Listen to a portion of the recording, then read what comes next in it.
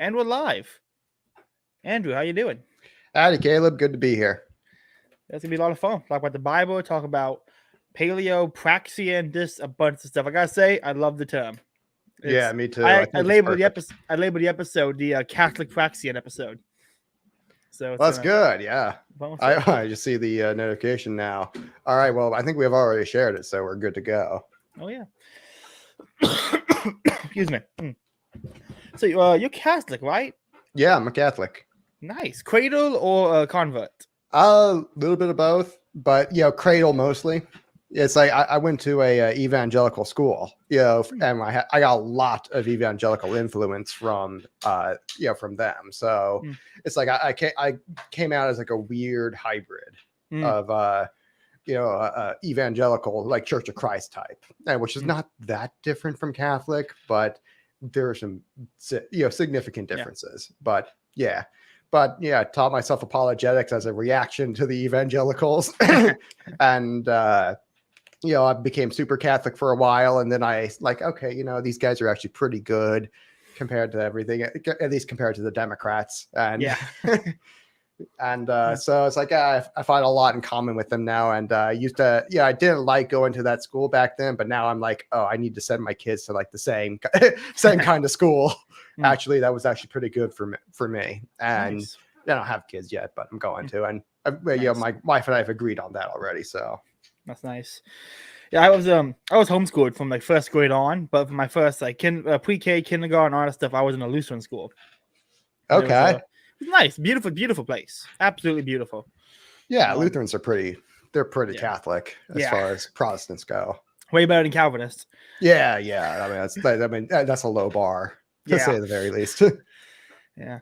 But no, I basically I went to Catholic because I'm like, I like science. I think evolution and Big Bang Theory makes sense. And all my Protestant friends were like, oh, you're a heathen who believes in the devil now and what's with Satan. It's like, I was one of those for a while, so it's like I can't judge too much. But now eventually I kind of grew out of that, and I realized, that the Catholic interpretation of inspiration of the scriptures, makes a lot more sense. Yeah, and definitely.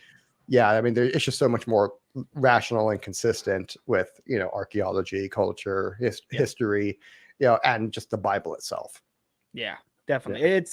I gotta say, like that was one of my big things, like Catholic's interpretation of scripture. I was like, okay, I don't have to. It's not science or it's scripture. I can do both. That's nice. Yeah, it's well, I mean, they usually fit together really, really well. Yeah, and that's your Ken Ham. It's like the more you learn about like science and geology and natural phenomena, the more you see that stuff actually in the Bible. And it's like usually when they're like talking about an act of God or something like that, this is actually a natural phenomena that we see, and they're really rare natural phenomena. But it's but what ends up being miraculous about it still is that how did they know ahead of time? Yeah. It's like because like with Moses, it was the eruption of Santorini that caused those 10 plagues. But how does a shepherd from Midian, who's how does he know ahead of time and know exactly what to do in order to free an entire nation from slavery? That's from like the most powerful government at the time. And how does he know exactly which plagues are going to come in what order and all that stuff? And it's just like boggles the mind that something like that could actually happen. And that same we actually found Santorini ash at the particular layers where we know in Egypt, where we know like this was Santorini that caused this. And you see, we've actually had in 1984 there was another like repeat of the same event. Where like there was you had like the first like few plagues come right back because it's a geological phenomena. I bet people are freaking out. I bet they're like, this is it. Yeah, I mean, you had like the river of blood and all that, where basically it was carbon dioxide in the water that came up from the ground because you had like some major earthquakes that unsettled it, and basically it turns red and it looks like blood, and that kills off but because it takes all the oxygen out of the water and the fish can't breathe, and more so then the fish start dying. That was what happened with the beginning of the first plague. So the fish are the natural predators for the for like all the mosquitoes and tadpoles and shit like that. But the those tadpoles are they can't jump out of the water, so they die. But the frogs can jump out of the water, so that's the second plague. It's the plague of frogs. They jump out of the water, and onto dry land, but eventually like they can't go back, so they end up dying. then their their rotting carcasses are really good food for all of the flies. And by the way, that the frogs are also the natural predators along with the fish for all the mosquito and bug larvae. And now that you have basically they can reproduce uncontrolled, because they're not getting eaten anymore. And now they have a whole bunch of rotting flesh right there to eat. So it's like it compounds upon itself the whole time. And then you get all the boils and stuff because these things bite you and they carry diseases that cause that. And and then you go all the way right up to the like the plague of the firstborn, which is like a carbon dioxide wave, and you suffocate in your sleep. And the reason it was only the firstborn is that they had Egyptians, they would prize their their firstborn sons, and they would give them like a really special bed, kind of right down that's low on the floor, and everyone else had to kind of sleep wherever you wanted to. You slept sitting up, or you slept on the roof usually, or something like that. But because they were right there, those firstborn sons were right there on the ground when the carbon dioxide is coming through, they suffocate in their sleep. And that's and so you see stuff like this, but it's like what's miraculous is like, how did Moses know that this was all going to happen in advance? Yeah. I mean, there's you wouldn't ever think through stuff like that. And again, that same sequence of events happened again in 1984 with Lake Nyos. If you want to Google Lake Nyos, 1984, I think was the year. That's that had the same exact sequence of events. With that down, I want to look into that. Yeah, I mean, it's like freaky as fuck. It's like rare geologic phenomena. It's like stuff like that, and then you're like, oh, he got like a vision from like the acacia bush or something like that, like the burning bush, which, carries a lot of DMT in it. Mm-hmm. And, a lot of times with DMT, you meet like a spirit person and he tells you all this stuff. And it's like, okay, so you're telling me you smoked the bush and and it told you all the stuff that was going to happen in the future. And it worked out exactly as it said. And, it's like, I want to know everything about that bush. Yeah. It's like, but then these atheists will come in, they'll see like, oh, well, look, we have a scientific explanation for it now. Like, you're making the problem worse for yourself. Yeah. It's like that makes the problem so much worse, not better. It's like the fact you have an actual natural explanation for it. It's like, you were better off having the argument of this thing was entirely made up in a myth, that it just never happened. It's just a myth. And so someone dreamed it up and just wrote it down and then, somehow convinced millions of people to believe it. Who obviously were there and could have known. Oh, that didn't happen. And it's like those people who claim people who claim Jesus was never real or what he's saying, people who claim all it was made up and stuff. There's an exchange between an atheist like that and William Lane Craig, the Protestant, and the guy is saying that I don't believe there's any good evidence for the reappearance of Jesus Christ and all this stuff. And William Lane Craig said, it doesn't sound like you're saying there's a lack of good evidence. It sounds like you're saying nothing would convince me. I get to determine what's good evidence. And he said, no, that's not true at all. If I went outside and I saw God speak to me and say, go to church on Sunday, I would go to church on Sunday. Like you say, you wouldn't say it's a hallucination. Exactly. It's great. And a lot of people that they will you'll say like stuff like, oh, well, it's like, you go in and you meet this DMT spirit or whatever, and clockwork elves. Yeah, and like or this like spirit of light or something like that like Graham Hancock has talked about and stuff like that, and people are like, well, I believe it's a hallucination. I'm like, well, okay, if you can look that if you as an atheist can look in the face of what basically it's a spirit that it really loves you, it cares quite a lot about making you a better person, and it basically fits the description of God. As it's described in multiple religions. And so if you can take one look at that and say, I think it's a hallucination, that was just like chemicals in my brain and all that, it's like, all right, you're a true atheist. There's nothing that could possibly convince you. It's like you're just gonna like, you're just like, if you had a vision from God, you would just go and say, I need to go to a mental hospital now. You wouldn't be convinced, and you just don't want to be convinced. And it's like, okay, fair enough. If that's what floats your boat, but let's not pretend this is a position you really reasoned yourself to, and maybe you did, but at the same time, if you can look at like what looks like direct evidence and just be like, nah, it's like, well, okay, evidence and reason aren't really the thing for you. Yeah. How old are you? Because you're like really smart and really like Like seem like set up. I and am stuff. 28 right now. I'm about to turn 28. 29. Okay, good. So, Like I was, what are you gonna say? I'm 22. I'm gonna be like, fuck, I'm behind. Yeah, me more there. Okay, good. Yeah, how far? Why? How old are you? 22. Okay, all right, I was like, sometimes I talk to these people and they're like they look my age and they start talking about their jobs in Korea. I'm like, I only took 2 years off.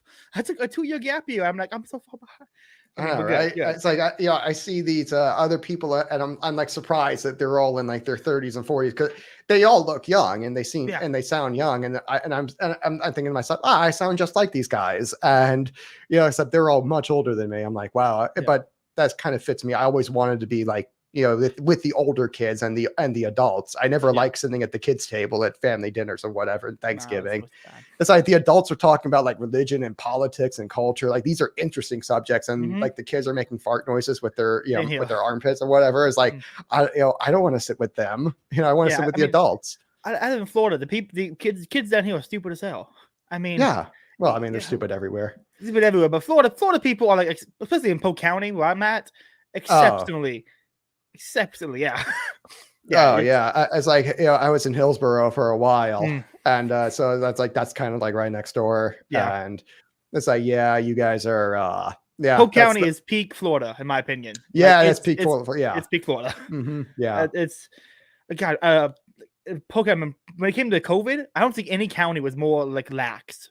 Like Bartow, for example, I didn't see one mask for 6 months. I could believe it. Lax as fuck. I could believe it. It's like, I bet, like, I seem to remember, like, didn't the Polk County Sheriff come out and say, we are not enforcing that? Or something like that. That he was that one. And he was like one of the first in the nation said, we are not enforcing that here. That is not with the Constitution, and we don't do that. And by the way, I'm not making fun of the accent. It's like that's actually like my old accent is used to be like that. I trained myself not to speak that way. So it will come out naturally a few times. My wife thinks it's sexy as hell for whatever reason. She Han Chinese, and she finds the Southern accent really, really attractive. Don't know how that worked out, but sure, it works. Like she loves it when I talk with my Southern accent. But that's it. He's a weird one because sometimes he's great and like on COVID stuff, he's solid. On anything else, like we had 4 people stand in front of a road in Lakeland. He locked the entire county down with a 7 o'clock curfew, and it's like it was 4 people standing in the road. Like they blocked traffic. We put a curfew. Like it was in Lakeland. I'm in Bartow. What the fuck are you doing? It's like that was like the one Black Lives Matter protest or something like that. Yeah. Oh, I remember that. Yeah. Ridiculous. That's my only problem with the guys. It looks like any chance just to snap and go lockdown. He's the only he's a weird one. Huh. That's very strange. Hey, let me be right back. I forgot my water, and my mouth is going to get really parched really quick if I don't go grab it. No problem. And I can give you extra time. I can go for like 2.5 hours today or something like that if you want. Ooh, I don't know if I can go that long. All right, be right back.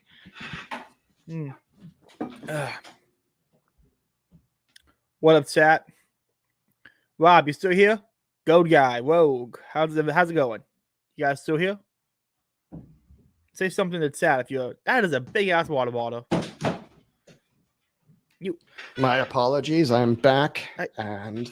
You engineer types. And we're off to the races again. You engineer types with your big ass water bottles.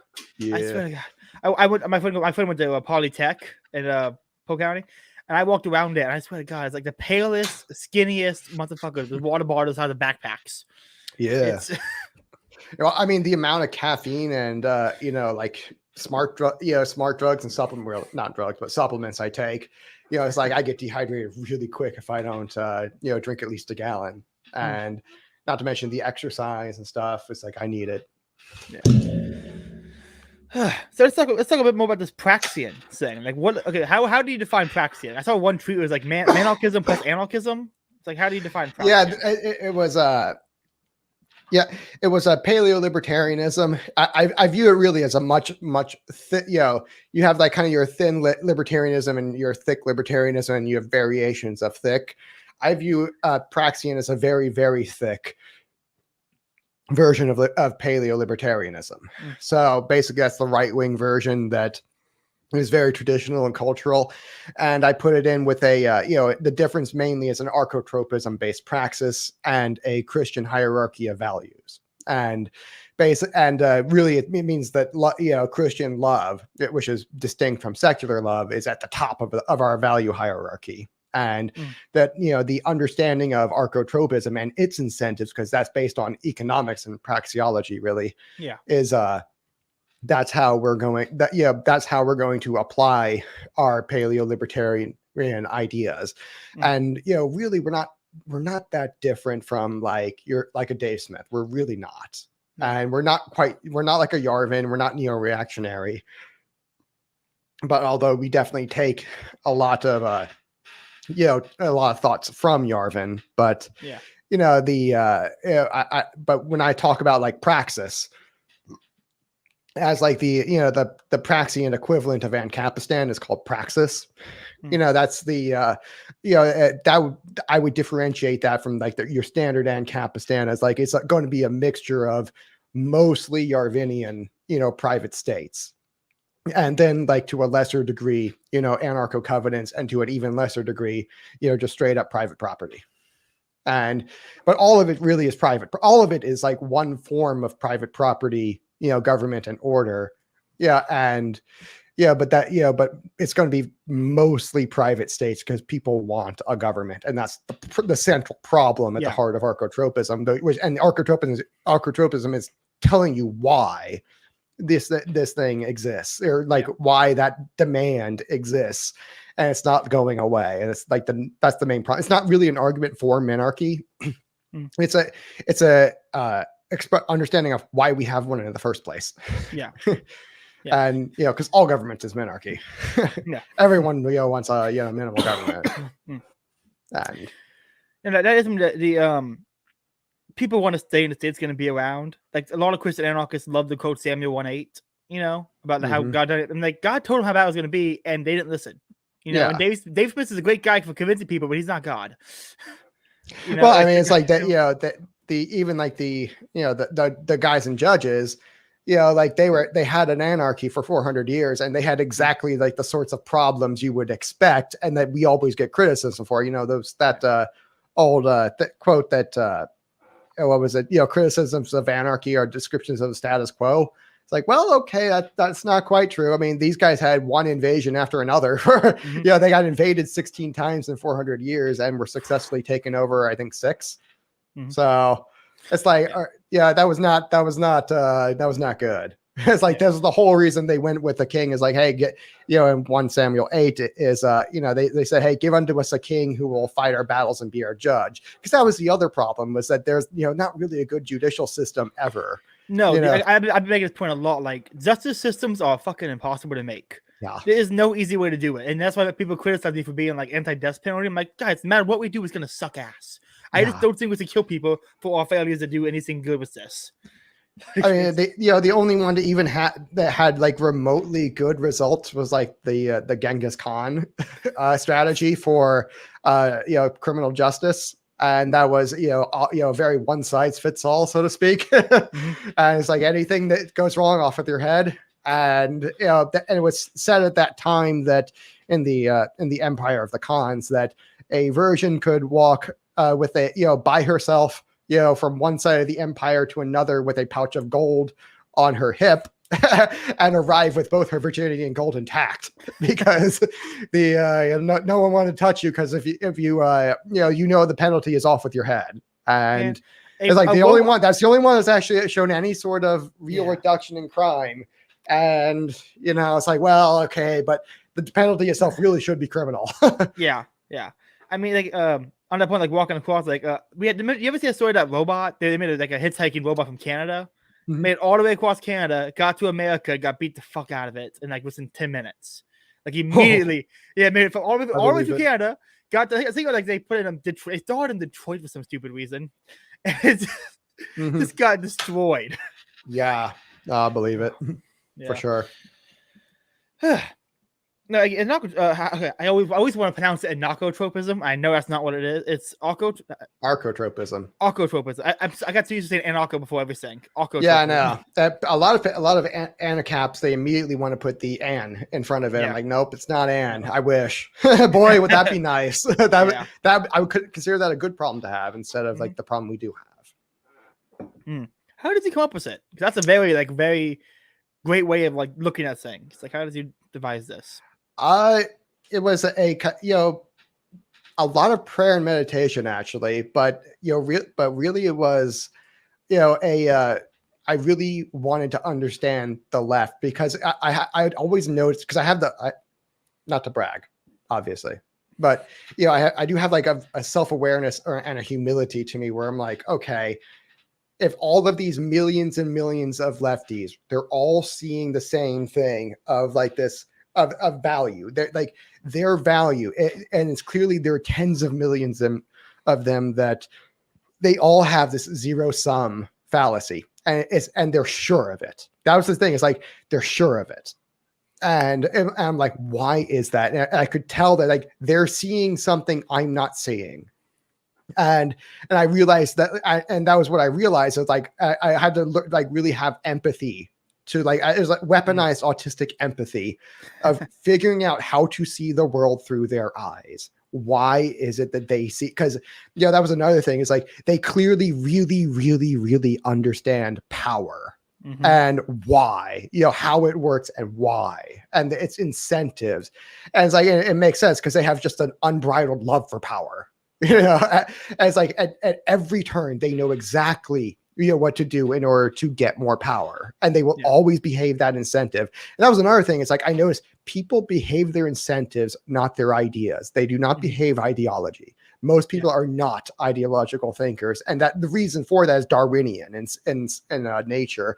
Because if you don't behave your incentives, that you don't do the things that reward you, you don't reproduce. Sorry, that's not going to work for you. Ideological thinking is anti-adaptive by nature, so that's why it explains why I'm single.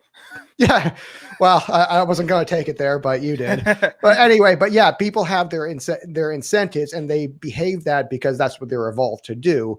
And clearly that, they're all seeing, all of these tens of millions of lefties, they're seeing an incentive system that I'm not seeing. And clearly I'm seeing something that they're not seeing, which is like the economic value system. And I really wanted to understand why they were thinking the way they were thinking. And, eventually, like using weaponized empathy, a lot of prayer, a lot of meditation, it finally came to me like, I had, I got like the first and second laws where I got them in that order. I named them in the order I got them, which was like, the conservation of power is really the conservation of the value of power, because all of this is based on economics, in a perverse and fucked up kind of way. And archotropism, it starts off with, the first law is that, the value of power is always conserved. I'm paraphrasing right there, but basically that's the reason why is that, when I'm going at you and I want to take your stuff, me taking your stuff has value to me. Me controlling you and making you like my, like mind control or whatever, or just, with a gun, forcibly controlling you. It's like that has value to me because I'm getting you to do something I want you to do. So that though, just ontologically, that has value. Yeah. So, and you can immediately see that has value. So it's like, well, what kind of value does that have? And basically it's a, it is a bit of a risk reward. So I don't know if you ever played poker, there's like the EV formula. I don't play poker that much. Oh, well, okay. There's a mathematical formula you're supposed to use when you're playing poker. It's called expected value. And that's the chance of winning, multiplied by the amount you're going to win minus the chance of losing, multiplied by the amount you would stand to lose. And that can mathematically inform you, whether it's a good bet or not, whether it's a good risk to take or not. And that sounds like Konkin's algorithm saying about like, that's exactly what it is. That's exactly the formula. The name of that formula is expected value. And so you can look that up on the internet, and you basically, that's how you mathematically gamble, is based on expected value. Anyway, but so because it's a risk reward trade-off, because, well, okay, what, my ability to force you to do something like hand me your stuff is relative to your ability to, defend me off or defend yourself from me. So, if you like basically that's why I like, when a criminal is out, on the prowl, he's looking for like the old grandma with a purse, that he's going to snatch. He's not going to like go after the cop. Yeah. And because it's a risk reward trade-off, like there's much lower risk on the old grandma than there is for the cop, and like the cop might have more value in terms of technology on him, but he's a fucking cop. Yeah. It's like, it's like, that's a problem. He's armed and dangerous and he knows how to fight. And there's like the old lady, you might, sneak up behind her, grab her purse and run off. And, it's like maybe she'll pull out a gun, but you don't know it and doesn't look like it. And she's, kind of slow. Maybe you can get away from her. And, it's like, oh, she might, and like the most she's probably going to do is call after you. Like, oh, stop, thief. It's like, but yeah, that's the risk reward. And so basically if you're a predator, you are the more, the pathetic and weak the victim is, the more likely you are to go after them. And you see this all over the place. It's like, who gets the worst treatment from, the government? It's the poor people, who also gets the same people also get the worst treatment from the criminals for the same exact reason. They're both predators.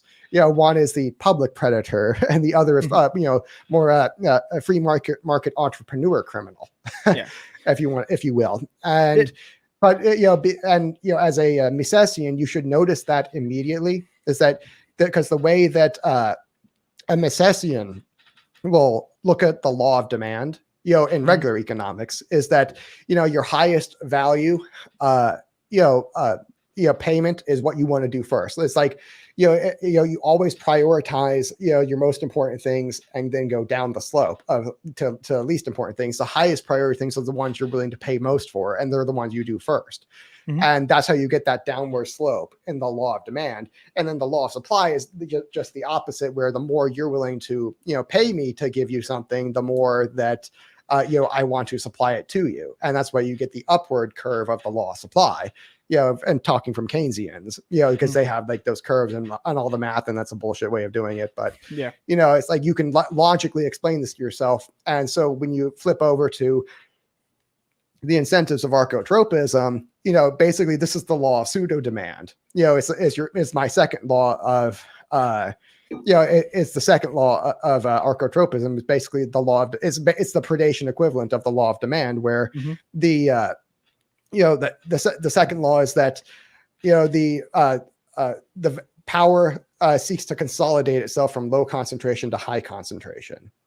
And, predation is defined as the consolidation of power.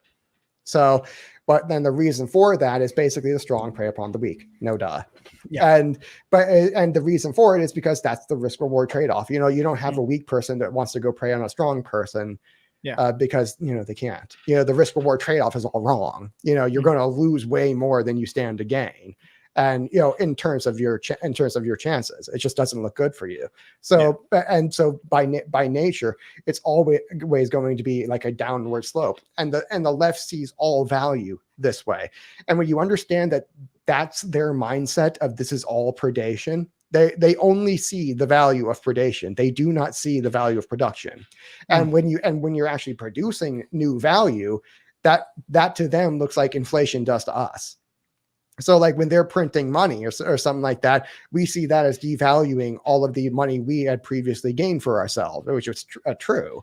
But when we produce new value, they see that as us, trying to consolidate power away from them, because they've already worked so hard to consolidate all this power. Now we're producing new power that they have to now consolidate. And that's their problem, is that, to them, to us, or really to them, production looks like predation. And when you understand that they see the world entirely this way, you understand exactly why they do what they do. And you can logically predict what they're going to do next. So like if you're in the, so like I mentioned earlier, humans are really, really good at behaving their incentives. Well, okay, if this is the only sort of value they see, then this is what they're going to do. And because it might as well be the only thing that exists to them. So if you're back in, the early 2000s, you have the neocons who make a really just a bad decision to lie the whole country into war. Mhm. And the left sees that immediately as an opportunity to expose the lie and gain power from it. And that's exactly what they did. They exposed all the lies. They took power in 2006 and 2008. And then once there was no more power to be gained by opposing the war, they stopped opposing it. And they started 6 more, or 4 more, I should say. That's what I want to hop on real quick, because libertarians really hate the right, and they think all the right is still neocon. Yeah, like they're not right. Yeah, they're not right at all. It's yeah, and it's really, it bugs me a lot, because like you point out, libertarians need more empathy, because so many of the modern conservative white people were all lied into sending their kids off to war. Yeah. These are not, and you said I always thought it's true. The left's really not anti-war. They're not. For principle. They're pro-power. Yes. I was thinking this, and you said this, and we were both like proven right with Tosi when he did that whole like, we still gotta do regime change wars, but only in the right places. Like it proved you right. And you see it that once there's no power to be gained from that, they pretty much stop doing it. And they stopped opposing war, and the reason was because Obama. It was because Obama got elected, but it had nothing to do with the color of his skin and not being able to criticize him. It was because they got the power that there was to get from that. And it's like there was no more power to be gained from opposing the war. And in fact, there was power to be gained from starting a few more wars, because now you have the military-industrial complex on the Democrat side. And that's what happened. That's why they started a few more wars. It's like now it's their turn. And they got the power from it. You think that's also why the left is all about this, like the LGBTQ Black community woke stuff, or they could use that for they probably use it for use of power. Well, what it is you're making people weak. So remember that risk reward trade-off. You want to go after weak people, so it helps you out to have an entire population of weak people who can't defend themselves because they have too much mental illness or whatever. Which is exactly what that trans shit is. It's like you're abusing children sexually from the time they're like 5. Hold on now. So I think the trans ideology is weird because there are trans conservatives. That non-binary is just not weird because there's no non-binary conservatives. That's my metric for this. It's more of a joke. I think it's all made up. Okay. The joke is. Well, yeah, it's like this is the sort of thing they're trying to create the conditions that make a mental illness a whole lot more likely, and it's easier to predate upon a mentally ill person than it is a mentally healthy person. They do this all, the same exact pattern of behavior everywhere is they're doing whatever, whatever would make sense as a predator. What kind of environment would you want? You'd want a bunch of, people that were easy to prey upon, that were dependent on you, that, could, same thing like with the homeless industrial complex, it's like you're giving them needles to shoot up with, you're giving the, it's like, and, you're just giving them food and not making them change the lifestyle. Any addiction counselor would take one look at that and say, you're enabling them. Like, that's exactly what they're doing. And, it's meant to, it's like they have these kind of latent instincts for do what, makes the problems, worse for humanity, to do the things that exacerbate the human condition, because this is what's actually good for, predators. This is the value system they see. So whenever they see a whole bunch of new, mentally ill people created, they're like, goody for me. And they see, that, their action is what did that. And them as predators see that's good for me. I'm going to behave my sentence and continue doing it. There's nothing to do. They have no compassion at all. These are evil people fundamentally, because this is the only value they can see. You might be the only person I've had on besides Jared who hates the left more than I do. Like it's great. Well, he's a reasonable moderate, in my opinion. I love doing this because I'm surrounded by most of my friends with all college age people, and they're so fucking left. Yeah, one of my friends is, I'm a libertarian, and he goes off about positive rights, and I'm like, you're not a fucking libertarian. Shut the fuck up. No, man, they don't understand that. Yeah, it's so cringe. That's another thing right there, is that the reason young people are so. I mean, this is another thing I find with microtropism theories, that the third law will predict, what's based on your time preference for power and predation, what your political leanings are. Are you left or right or libertarian? And and you see this, like, why are so many young people so far to the left? Well, that's young people are much higher time preference, because that's evolution right there. Your babies are like the most high time breakfast. I want it right now. I'm going to scream and cry and shit my pants until you give it to me. And and because that's evolution. That's what makes them survive. They're not like I'm not crying, so you'll give me my bottle later. It's like, I'm sorry. I want it now. Yeah. And they have no concept of deferral of gratification. And and that's something you learn as you become an adult, is how to do that. It's like one of the marking indicators of you've become an adult is how to defer gratification.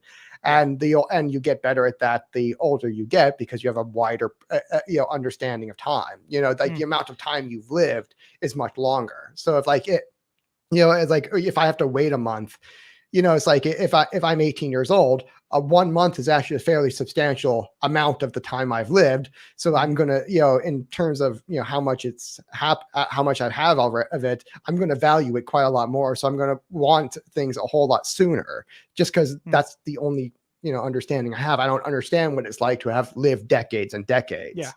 And, again, as time goes on and you've had more of it, it means less to you. Even and you actually get more for it, but that's mainly because you're able to start deferring gratification into the future, and like through savings, investment, and under consumption, overproduction, and yada yada yada.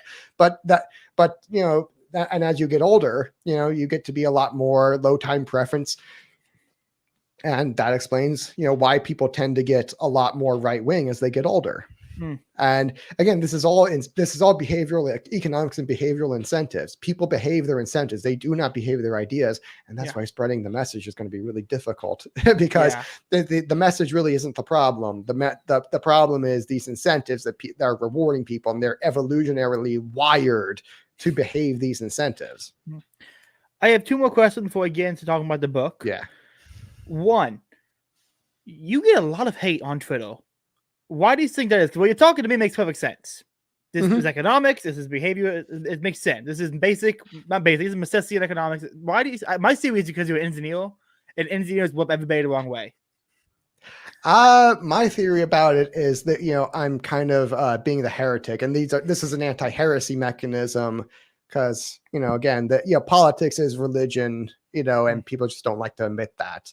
Yeah. And what I'm getting caught up with, I don't really get that much hate. I get some, but but it's really from like the lawbirds who've kind of listened to 10 minutes of me and they think they understand it. And and really this archotropism is like at least at a minimum, it's a 3-hour discussion, and you probably need to listen to it multiple times. Yeah, I know I've had to. I still don't get it. Yeah, it's a completely different way of thinking, because you as a libertarian, you do not see that value. That it might as well not exist to you. It's kind of like trying to tell an atheist that I've seen God, and it's like I don't see him. Where is he? Yeah. He might as well not exist to them. And and it's a no see him problem. No see them. No see. It's a no see, and I don't see it, so it doesn't exist to me. And for you and me, and natural libertarians, and a lot more right wingers, we just don't see the value of predation. So it might as well not exist to us. And for lefties, on this, by the same token, they can't see the value of production, so it might as well not exist to them. And it's really difficult for people to just imagine that these things exist and use their intellect to kind of fill in the gaps. And and since most people are 2-digit IQs, I'm sorry, they're not going to they're not able to do that. And so now that these religious libertarians, or these theocrats, if you will, I know it's going to piss them off, but these theocrats, they can't see the economic incentives I'm talking about, and they get pissed at me for saying that they're there. And that we actually have to deal with them instead of ignoring them and sweeping them under the rug.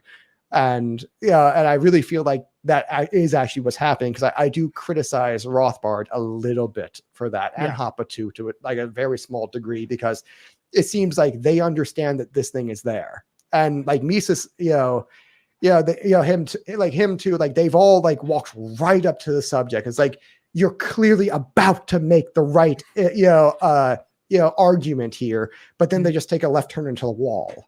And Yeah, it's a NASCAR reference, or actually right turn into the wall because they drive left. But the I ain't that kind of Florida.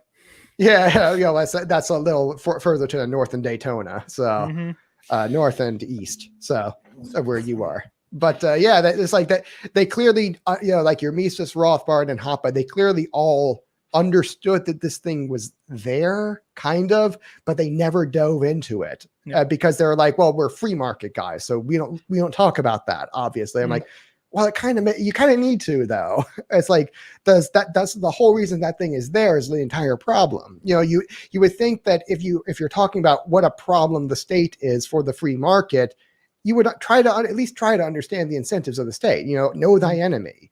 I mean, it's just basic common sense, but they didn't do it. And I'm so like, what the hell, man? What are you doing? And and so like when I'm like kind of like putting myself, because I'm they're going to get mad because I'm putting myself in the same category as like Mises, Rothbard, and Hoppe, which is like, okay, I understand I don't quite belong there. They've done a lot more work than I have. But I've kind of just like, hey, this is that one part, the other 1/3 of praxeology that you guys are kind of ignoring here. And, we really shouldn't ignore that. And like, shut up. It's like, we're right about it. It's all you have to know is we're right. And just repeat these, tired mantras that don't work and are actually kind of counterproductive. Good ideas don't require force, man. Does you know that? Property doesn't exist either because of that same instance. Yeah, property doesn't require force. Oh, yeah, it kind of does. In order to defend it from the left. Yeah. Yeah. That's one of my points I made. I kind of like, I still call myself an anarchist because I don't have any other better term besides Praxian, but no one knows what that is. Yeah. Is that my dog is fucking losing it over there. I can't hear anything, so you're good. Oh, good. The left are gonna be around, and the left is very universalist. And even if you got your, there's no difference between the right and the left, Caleb. Yeah, I was all the same. What a third leg on the stool. Yeah, except there's no difference between the first leg and the second leg. So exact same. Yeah, they're all the same. As long as the left exists, they're very universalist, and that unless you are ready to fight them off or find some way to deal with them, you're not going to keep it around. Which is why I say the best kind of anarchism is Ayn Rand's go. I always forget John's go. Yeah, that was the best way. People were there. It was defended. It was hidden. That's like people need to start rethinking what anarchism is going to look like, honestly, because it's not. Yeah, if it ever achieved, it's not going to look like this thing is going to look like. Well, it's like thinking, there's we're going to imagine that, you're going to have a bunch of sheep, and a bunch of dogs are going to, live peacefully together right next to a pack of wolves. It's like, no, that's not going to work out. It's like the wolves have got to go. Like they got to die, or at least at a very minimum, they got to be physically removed or put in cages or something. Because this is not in their nature to be productive. And it's like they have this weird idea that it's like, oh, imagine we're all like animals, and well, we are, but imagine we're it's like they think that the left who are like the natural predators because they see the value of predation. This is what they're specialized for. All humans are specialized for some sort of work. Or some sort of value extraction, again, because this is how we evolve, this is how we reproduce, and it just so happens that the left are specialized for predation, and they're like tigers. And it's like you're not going to put like a harness on a tiger and make it like pull the cart behind it. That's not going to work. That thing is going to do its very best to chew its way out of the harness and then maul your ass. Yeah, it's like just saying, oh, well, the left needs to go get productive jobs instead of being government workers all the time. It's like, well, they don't see it that way, and it's like, and they're never going to, because again, they can't see the sort of value that libertarians see. It's impossible for them to see that. And short of like a true genocide that like just wipes them all out, and so where they never reproduce, and as like everyone age of 18 takes a political compass test, and if you get the wrong one, that's the problem, is that most 18-year-olds are still very predatory because they're very high time preference. So it's like they're going to fail, and it's like, well, there goes your later generation, and it's like, what you really need is some way to, teach them low time preference from like the time they're 5 and really, really, really well. And even then it's like, it's still a tough thing to do. And by the way, this is what, religion is there for. Good religion, like Christianity, teaches you to, store up your treasures in heaven, and in practice, what it That's actually actually a second question I was going to ask is my friend, Based Hoppy on Twitter, said Protestantism is high time preference, Catholicism is low time preference. I don't know what I kind of get what he means, but I don't understand time preference. Nor I'm only been Catholic for about 7 months, so I still don't fully understand. Okay. Yeah, I'm so you're not a Credo Catholic at all. No, I am very recent. Oh, so what's your background actually? Pentecostal. Okay, I'm not terribly familiar with that. No. You in Florida. You know, Family Worship Center, that big mega church with the Starbucks. Yeah. Mm-hmm. I went there for my whole life. Oh, okay. Yeah, I went there a few times with the with some friends. That's a really nice place. Yeah, it's great people. Very nice. Yeah, absolutely. People. Yeah. But I'm trying to remember the pastor's name. Pastor Wednesday. Yeah. Great dude. He retired and his son took over. And his son, I left the church because it was after Trump lost that Wednesday night. He did a sermon on Romans 13, and I was peak ANCAP at that moment. And so I kind of I walked out mid service, set up a meeting with my local priest at Saint Aquinas in Bartow, and I emailed him and had a giant email debate with the pastor. My biggest flaw is I never leave anywhere peacefully. I leave everywhere with my middle fingers up. That's a bad habit. Yeah, it really is. I know. Yeah, that's a really bad habit. You should not burn bridges like that. That's I was young. I get it. It was 8 months ago. I was young. Yeah. Alrighty, but yeah, I know what your friend means by high time preference, low time preference. I might disagree a little bit, but one is very, very self-focused, and the other is very community focused. And when you're naturally community focused, you're going to be a little bit more low time preference, because again, you can't force people to do anything where you can force yourself to do anything. And like with with other people, you kind of have to go persuade them, and that takes time. And you can't just go order them around. But when it's only about when your religion really is only about yourself and God, then you don't have to wait for anybody, and you can just there. That's all. And I don't need to understand 2,000 years of holy tradition that is there to inform you and give you a good context for what you're reading. It's like but I can just take my current context and go straight to God and understand it. And I knew a guy who would I was in my ass. Can't. Oh, I lost it. I hate it when that happens. I have its knees right here. I just fucking lost the worst. No, I know a guy, and he would take a Bible, and every Sunday he would compare what the pastor said to the Bible to check him. I'm like, oh, cool, what Bible you use? It's the Message. I'm like, you fucking dumbass. Go and grab the Message and just compare everything the pastor says and be like, I can interpret it. I've taken some shit for this. I've said the root of our Protestantism is arrogance. Two guys looked at everything and said, no, I know better, and left. And then a good example of this is in the center of the stage on a Catholic church is the Eucharist. And on the center of a Protestant stage is the guy with a pulpit and an iPad. Yep. It's really tells you the difference. Yeah. And so many Protestants, like they go where they feel like they agree. They don't adapt their views to what the church teaches. They find a church to match their views. And it's like, that's exactly the opposite of what you're supposed to do. Yeah. And because again, good religion is supposed to make, push you to be better than you actually are. Mm-hmm. Whereas, it's trying to push you to have the one kind of incentives, which is like Christian love incentives. Christian love is actually like the most ingenious concept anyone has come up with in in all of human history, and it's juxtaposed right next to the archetropism. It's just like these are the two basic incentive systems of reality. And there's like kind of 2.5 because you have secular love, which is kind of a different thing, but it's a lesser version. But we've had it it's the one we had for hundreds of thousands of years, and we kind of got Christian love in the Anarcho Covenant we're going to talk about. That was like the you shall love the Lord your God all your heart, soul, mind, strength. And basically that allness is that's the basis of selfless love right there. So, and the selflessness of Christian love is what turns it from a reciprocation function where you're keeping the same amount of value just circulating, and it turns it into a maximization function where you're actually creating more and more and more and more. And that's just like the basis for our entire economic system is more.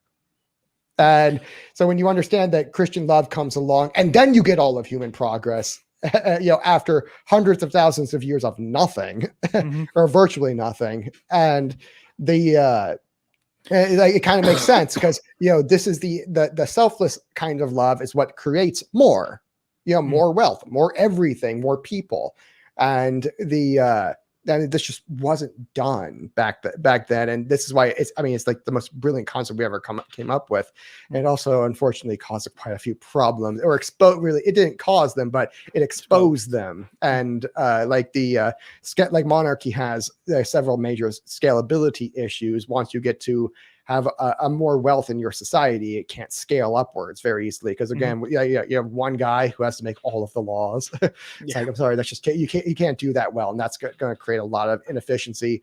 You also have the scalability problem of it's like you have to physically control this area, and now you can have industrialized warfare and all that, and just it doesn't work. With it only works with less. And so now, okay, now when you start producing more and more and more and more, that your monarchy can't scale, and republics can. They can scale upwards virtually infinitely, which is a big problem because they're horrible. This is why you get big governments with republics, and you get small governments with monarchy, because monarchy can't scale that big. It just physically can't happen. I want to ask you about Rogue Coyote says we need to start building cathedrals that take generations long. I agree with that. Speaking of cathedrals, one of the things I've been thinking about a lot is like one of the things the left did so well was take over all institutions of education. They just took over everything about teaching. And my favorite person on earth is Thomas De Lorenzo, because he was the only guy who stayed in colleges and taught Austrian economics and that kind of stuff. He wrote The Real Lincoln. He's a senior fellow at the Mises Institute. He's coming on a podcast. I'm super excited. He would find out what the left professors would teach against capitalism, and would teach a course called Capitalism and Its Critics, and counter all the talking points. Oh, that's clever. That's really good. Yeah. He's coming on a podcast. Something like that. He's coming on a podcast specifically to talk about like how to be a professor in the academic and stuff. Because my strategy is college. Soon the government's gonna start paying for everybody to go to college, because they're going to start paying everyone to go get an indoctrination camp.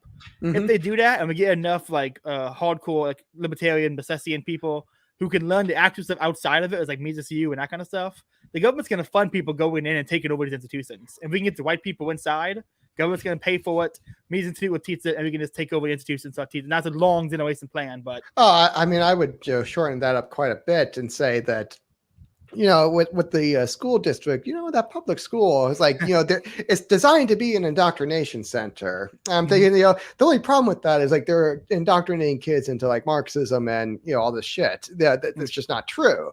What if we, switched that around and made it, teach like Mises and Rothbard?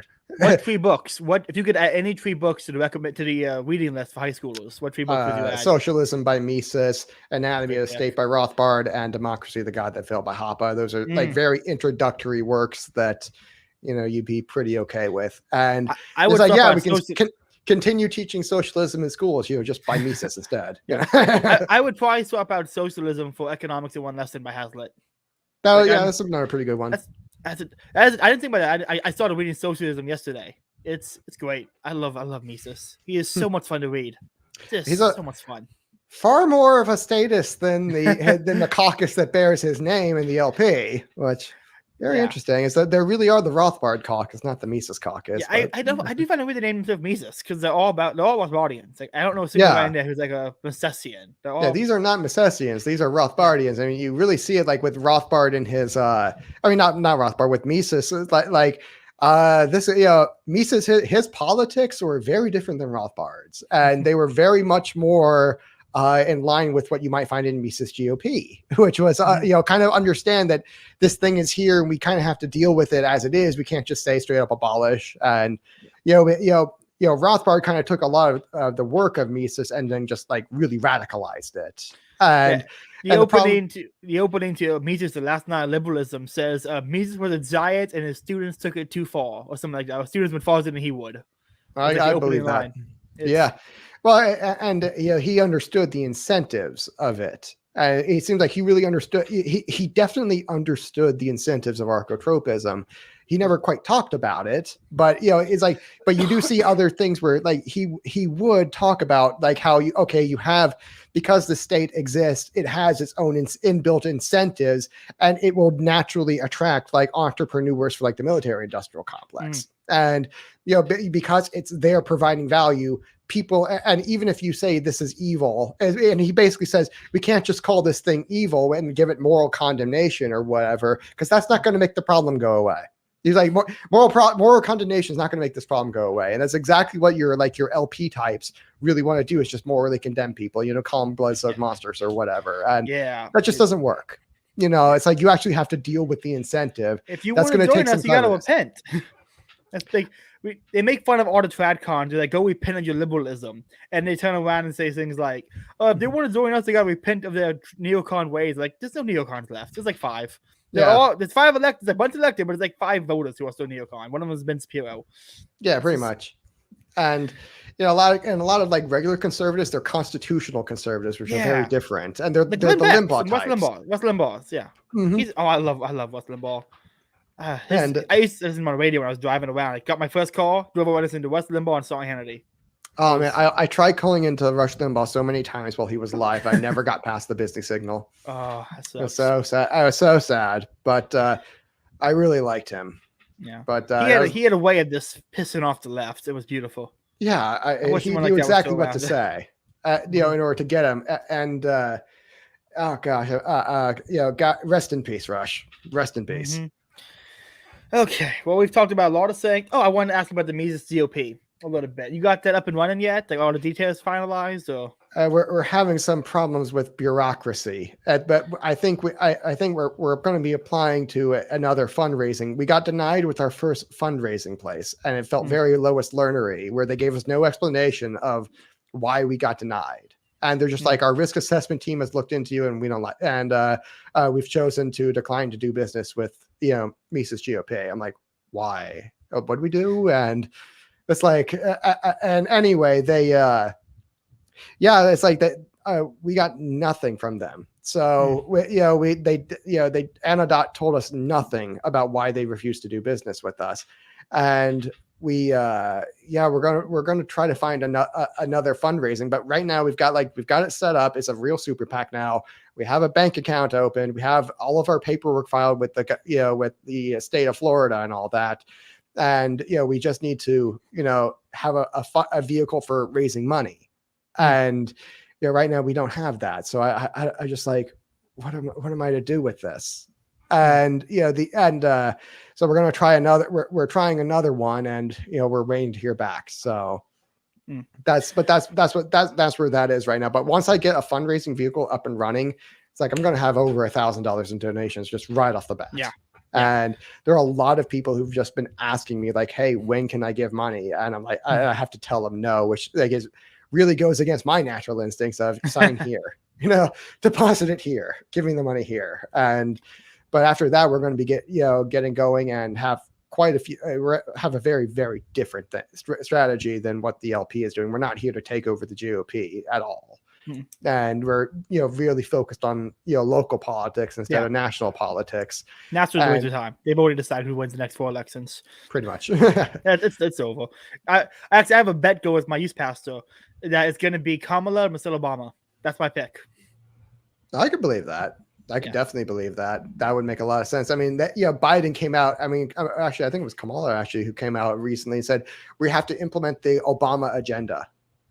I was like, she literally just came out like a few days ago and said we're implementing the Obama agenda. I'm like, really? You just like say it like that? It's like, way to just admit it. You said the quiet part out loud. Yeah, so it's so funny. They don't care anymore. Like they just don't care about. They don't care, and it's fun to see the mask drop. But people also they still point at hypocrisy. It's like no one cares about hypocrisy anymore. Stop it. Yeah. Oh, you got a question for you. What does Andrew think about the Roman Empire's influence on historical Christianity around the Constantine times? Andrew, you have anything to add? Constantine. Well, I'm basically at this point in time, you had the Roman Empire was really starting to degenerate. It started to degenerate really quickly, like right off the bat, and the but and Constantine was in the early 300s, where he had kind of recognized, he was like the first Roman Empire to really recognize that, hey, this religion, Christianity that's spreading like wildfire across my empire is actually making the people a whole lot more easy to rule over. And they're becoming a lot more productive, and really, I'm end up throwing my best citizens to the lions and crucifying them upside down and torturing to death and boiling them in oil and acid and all of these other really, really creative and terrible ways to die. And you're doing this to your best citizens instead of the worst ones. Yeah. It's like, that doesn't make sense. And he realized that did not make sense, and that it'd be much better to hold these guys up and make that state religion, because if you're a monarch, having a low time preference form of government actually works out really, really well. I guess again, there are scalability issues there with monarchy, and he's basically an emperor, which is really more like a dictator. He was a lot more like a dictator than the actual hereditary king, because a lot of times when the emperor died, it's like it wasn't his kid that replaced him. Like that didn't happen. And the reason for that is that he just didn't have that much consolidated power. But if you want to, low time preference is the way to go, because again, republic is a much higher time preference form of government, and being dictator of that is like the highest time preference form of a republican government. So it's actually quite a lot different than a hereditary monarchy, just in terms of its incentive. But if you're trying to go from dictator to king, you really want to have a lower time preference for all your people, and particularly for the aristocrats, who are like your main competitors. And so he puts up this ultra low time preference religion, Christianity, as the new state religion, to try to not just like civilize the people, but really civilize the aristocrats, who are like the guys who really want the throne. And so that was his incentive for that. And, that ended up degenerating kind of quickly. It didn't work out initially. Because you got something called a Caesaro papism, which is the, Caesar was appointing the Pope, and they were and Christians were kind of upset about that, because back then it was only Catholic. It was really just only Catholic, and you had some, heretical offshoots that just didn't work out, and they all died off. There are some that are still around today, like the Arians, and I think they're the Coptics. We call them Coptics today, and they're in kind of like North Africa, but that's it. But eventually that Caesaro papism was what divided the church in the early 1000s in the Great Schism, because that was the main issue why Greek or Eastern Orthodox and Roman Roman Apostolic split off, was that, hey, we have this relationship with the state, and Eastern Orthodox didn't want to have that relationship with the state. They thought, this is not good, this is not healthy for us, and this is like really perverting the incentives of our religion, and this is not going to look good for us down the road. And Romans were on the other side. Roman Catholics were on the other side, saying that, well, we tried the whole not being involved with the state thing, and it got us slaughtered for 300 years. So it's like, there are some perverse incentives, but it's a trade-off, and you got to make a value judgment here based on what's most important. And I guess they ended up going their separate ways over that one. And today Eastern Orthodox is like 300 million people. Catholics are over 1 billion, and I don't know. It's like, I kind of think that having that, it makes sense to try to civilize the ruling class, because if they're not civilized, this could turn really bad for you really quickly. Because again, remember that second law of archotropism. Now you have a whole lot of really good, productive people. It's like saying you have a whole lot of fatted calves. It's the way the wolves are going to look at it. Do you want the wolves to be civilized and be like sheepdogs protecting the lambs, or do you want the, and by the way, the really, really delicious looking lambs, or do you want them to be like just regular wolves and eat them?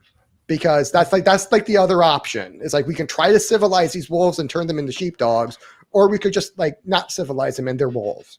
Mhm. So like, which is it? It's like, and we're lambs. We don't really have that ability to kill them. So it's like that, you can't just say, oh, we'll shoot the wolf. That doesn't work because we're lambs. We don't have that ability. Yeah. And so it's one or the other. We're going to try to civilize them, or we can not civilize them and get eaten. And frankly, I think the Catholic Church model is a little more realistic in terms of, understanding the incentives of reality are what they are. It's better to be involved with the state with all of the problems that comes with. And yes, it does come with quite a few problems, but like separation of church and state did not solve any problems. It actually created quite a few, because now you just open the door for, state atheism to creep in and out. I've had this point for a while. The worst thing the government ever did was separate church and state, because it's a big mistake.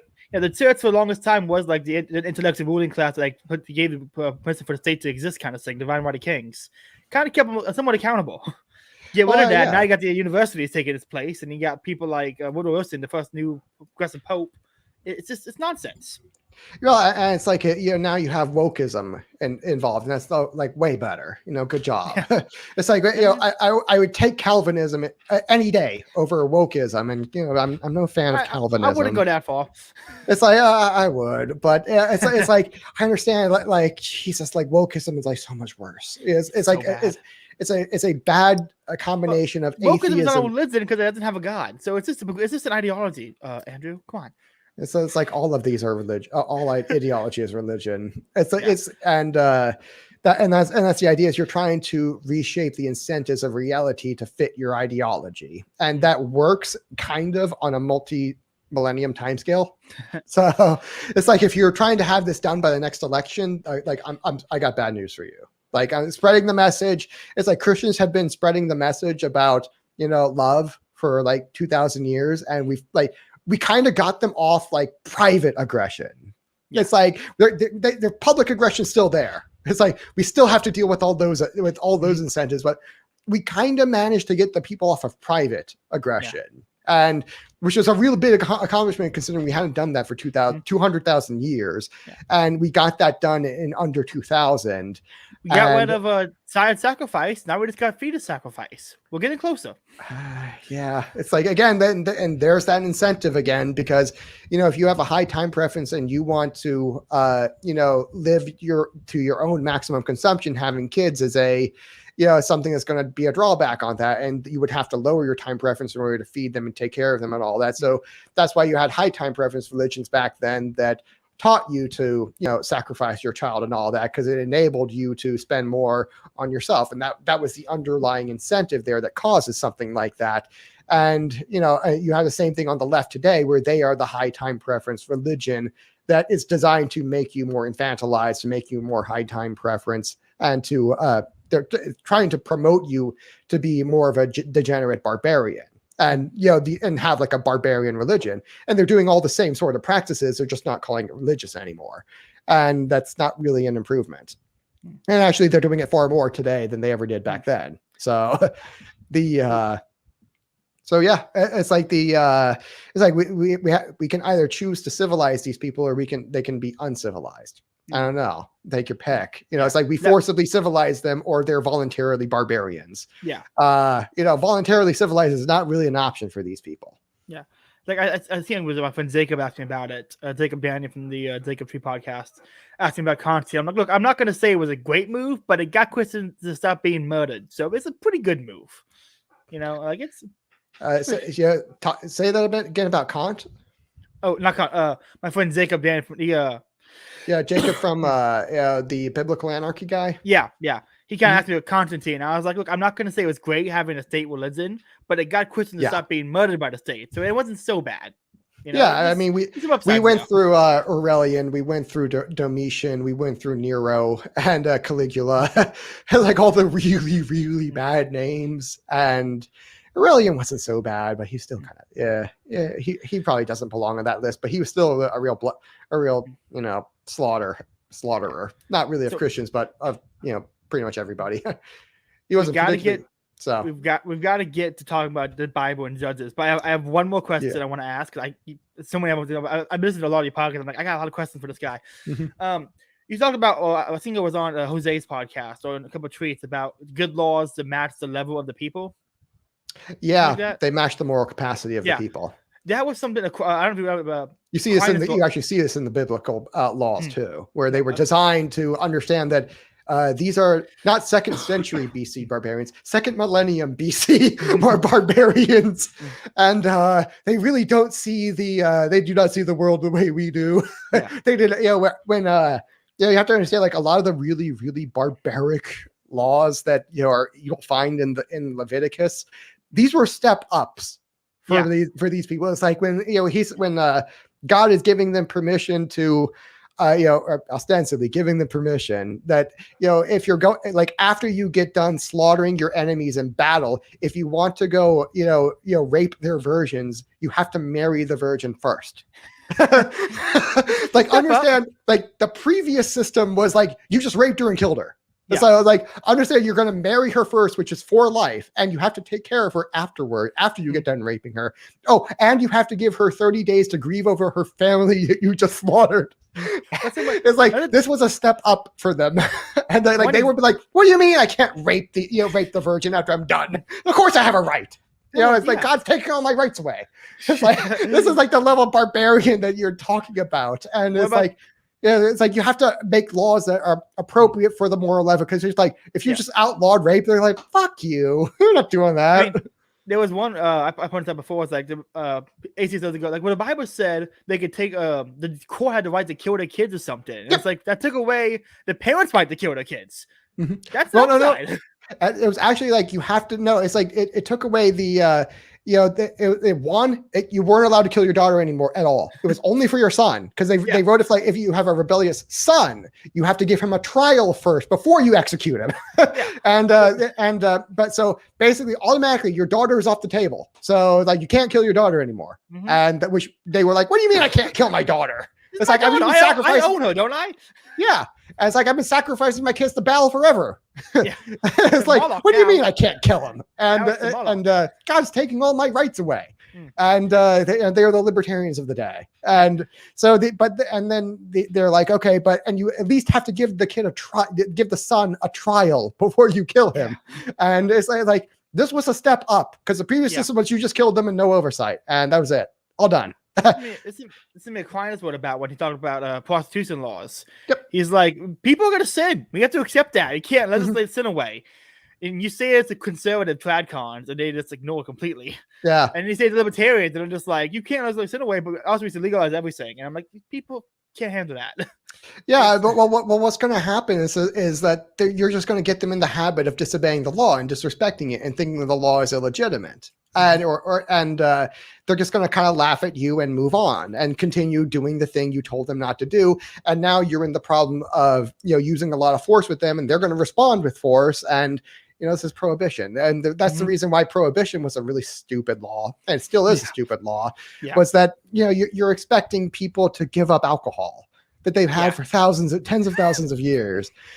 I'm like, you are not thinking this one through here, buddy. And it's like, and you're not, and worse, it's like, you have in Christianity, you have like, actually in all human civilization, because all religions, except for like atheism and wokeism, accept the idea that, one of your cardinal virtues, your top four, and the reason it's called cardinal is not because of the cardinals in the Catholic Church, it's because it's from a Latin word for door hinge, because society hinges on having these four, temperance, justice, prudence, and moderation.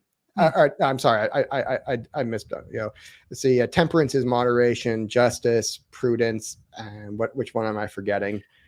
I'm forgetting one, but it's important. But I'll come back to it. Yeah. But anyway, the one we're talking about here is temperance, which means going exactly the right distance and no farther. Yeah. Which is very different than teetotalism, which means don't go anywhere at all. Mm-hmm. So Aristotle's golden mean. Was it Nicodemus? I always want to call it Nicodemus. I forget. Yeah, but the idea is that you're allowed to go a certain distance and then no farther. So it's like you're allowed to have alcohol and drink, but it's like, okay, but the point where you start getting like blackout drunk, okay, that's way too far. You got to stop. You got to stop before you go there. You stop like right around when you're getting tipsy or something like that. Yeah. literally exactly what Aquinas said in the Summa Theologicae was you could drink a few drinks, but the moment you start to feel how do you put it, enamored or lose sense of your reason, it was a sin. I was like, yeah, he had this written out. Like, yeah. I love Aquinas. And so like you're actually asking a much higher level of virtue than even like the cardinal virtues ask for. And of course, people just don't have the moral capacity for that. That's why that's a bad law. Yeah. And now let's talk about the non-aggression principle.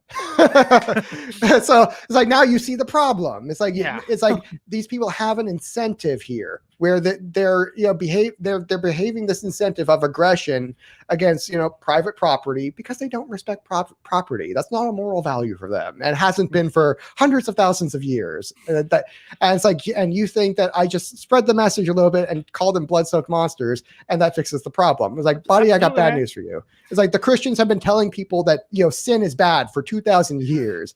And, and by the way, the definition of sin for Christianity is not love. So it misses the mark of love. Love is the mark. Sin misses the mark, and the mark is love. So sin logically is anything that's either contrary to love or is less than love. And and that actually has a very specific definition in Christianity which is different than the secular version. And so if you're trying to get people to love their neighbors as themselves, this fulfills the entire law. Remember, the law is about liberty.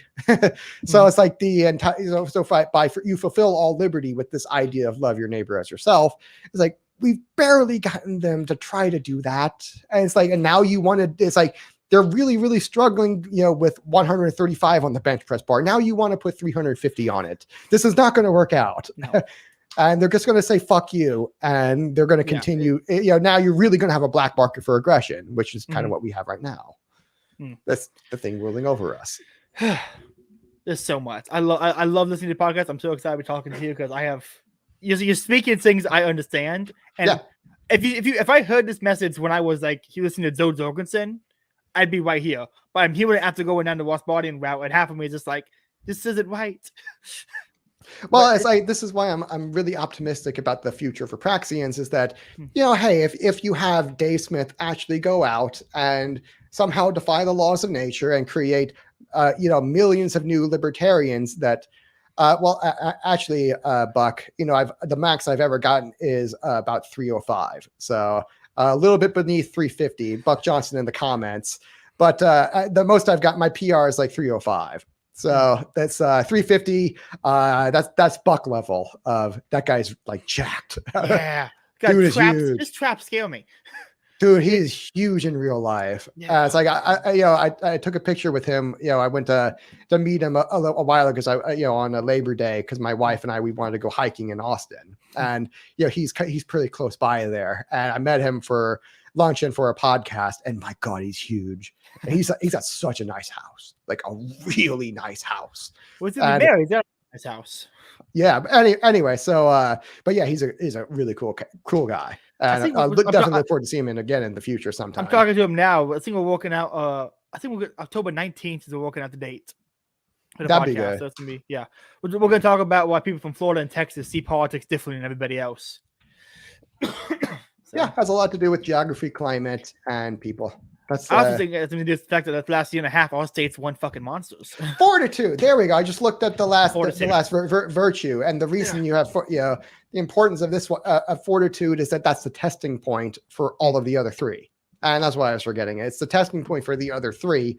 And so if you're in the Libertarian Party where you're never called on to actually take a moral stand on anything, you're only called to talk about it. Therefore, you have no fortitude. Therefore, you have no virtue. Because it's like your virtue is actually all worthless. So whatever principles you think you have, they're actually all worthless because you don't have any fortitude to test them with.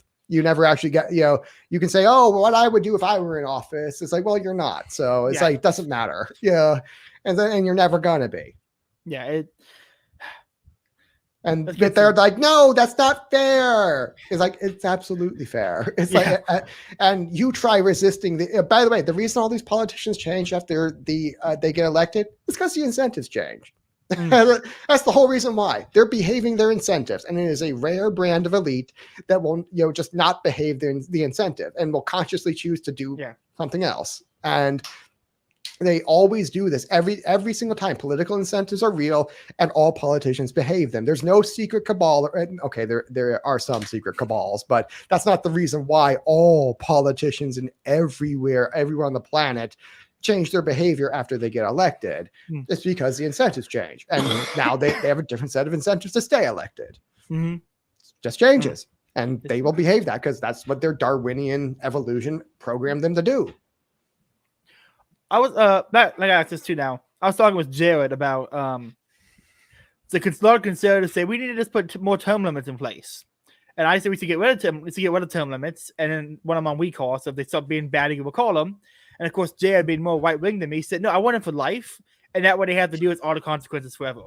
Yeah. I might disagree with both of you there. And the reason I would disagree is actually very counterintuitive of what actually happens when you see. The problem with the elites is that there's a problem for them is that they're very, very few in number. So when you're actually recycling them very, very quickly, and they're barred from returning into politics, what you end up getting is a whole bunch of plebs in there who don't know the incentives exist. Okay, you can't behave the incentives if you don't know that they exist. So what ends up happening, and we proved this to be true in Florida, where you had a whole bunch of like lifetime politicians that had been in there for decades. And, when we passed term limits in the late 90s, flushed them all down the toilet immediately. And over the next, few election cycles, it, Florida went from like a kind of a 50-50 state to a very good, solid majority red state. And it never went blue again. The reason being is that now you have a whole bunch of, basically because there's so very few elites who really know how to gain power and keep it. Now you have and the Democrats' strategy is really, really heavily reliant on finding that one guy who knows how to do it and keeping that guy in there for decades and never letting him give up. See, this is a major problem with the Republicans. And these lower time preference, right wingers, is that they get tired of being in power, and we have to figure out how to replace them, and then train them to, this is how you get elected and stay elected.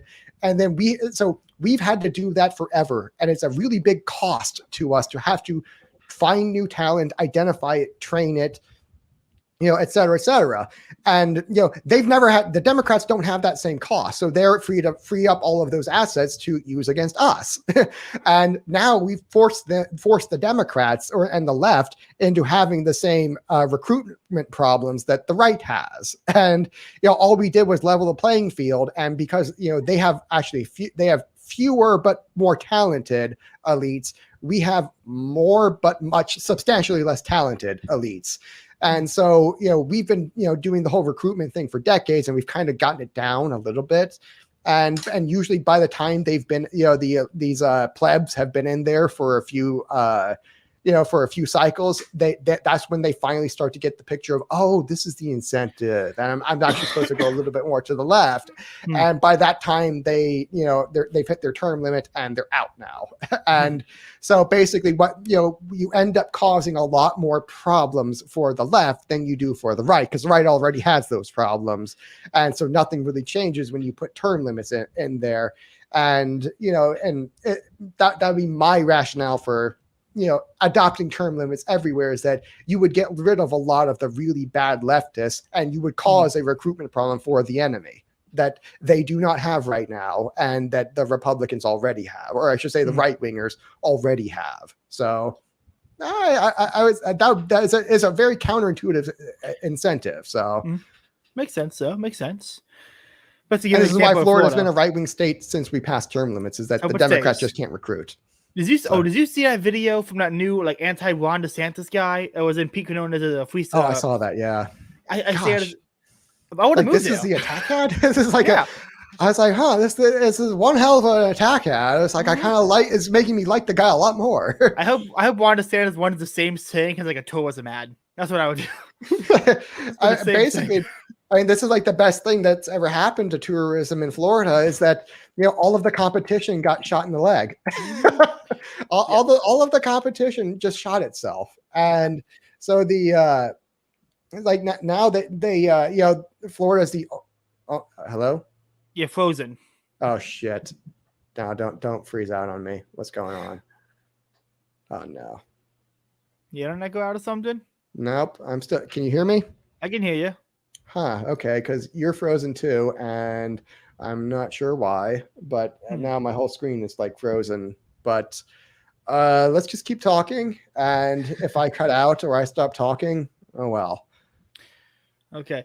Well, let's finally after an hour, and this is normally when I wrap the podcast up, but this is you. We're now just going to get into the book. All right. I like it. So, Judges, Gideon, all the covenant communities in the Bible. You said that I think you brought up covenant communities on I can't remember what podcast you were on, and you brought it up, and I was like, that's something to talk about. Because you're trying to figure out a guest or a topic or a book, and I saw it. I'm like, yeah, this is what it's coming on for. It's coming on for that one. Yeah, I think that was on a Bucks podcast. You still there? Okay, good. Yeah, and with fuck, I lost. Let me send the invite and see if I can get him back for the chat, y'all. Oh, that sucks. We finally were gonna get into the book, and his internet goes out.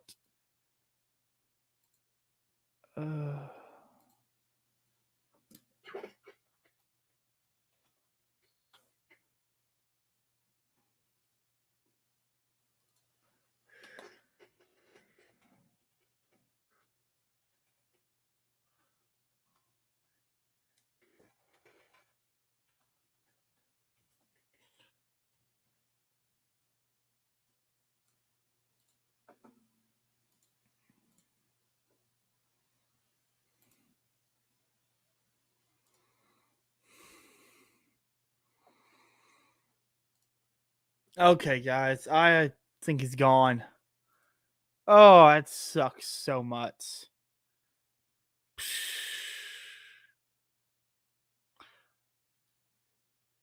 Well, I hope you enjoyed this episode of the Catholic Libertarian Podcast. This has been Andrew from Popular Liberty. I will give his plugs for him today. Go follow him on Twitter at Popular Liberty _ Okay. Go join the Mises GOP. Go read the Bible. Pray. Be a better person. Lift some weights. And hopefully we'll get him back on to finish the conversation now, because I think I had 2 pages of notes here for this podcast, and I only got to go through like one of them. Bunch of great podcasts coming up soon, so subscribe, hit the notification bell.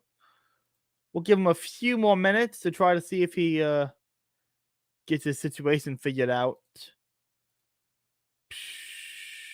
Oh, and he's back. Ah, shit. Sorry about that. I was wrapping it up, man. I was giving your plugs.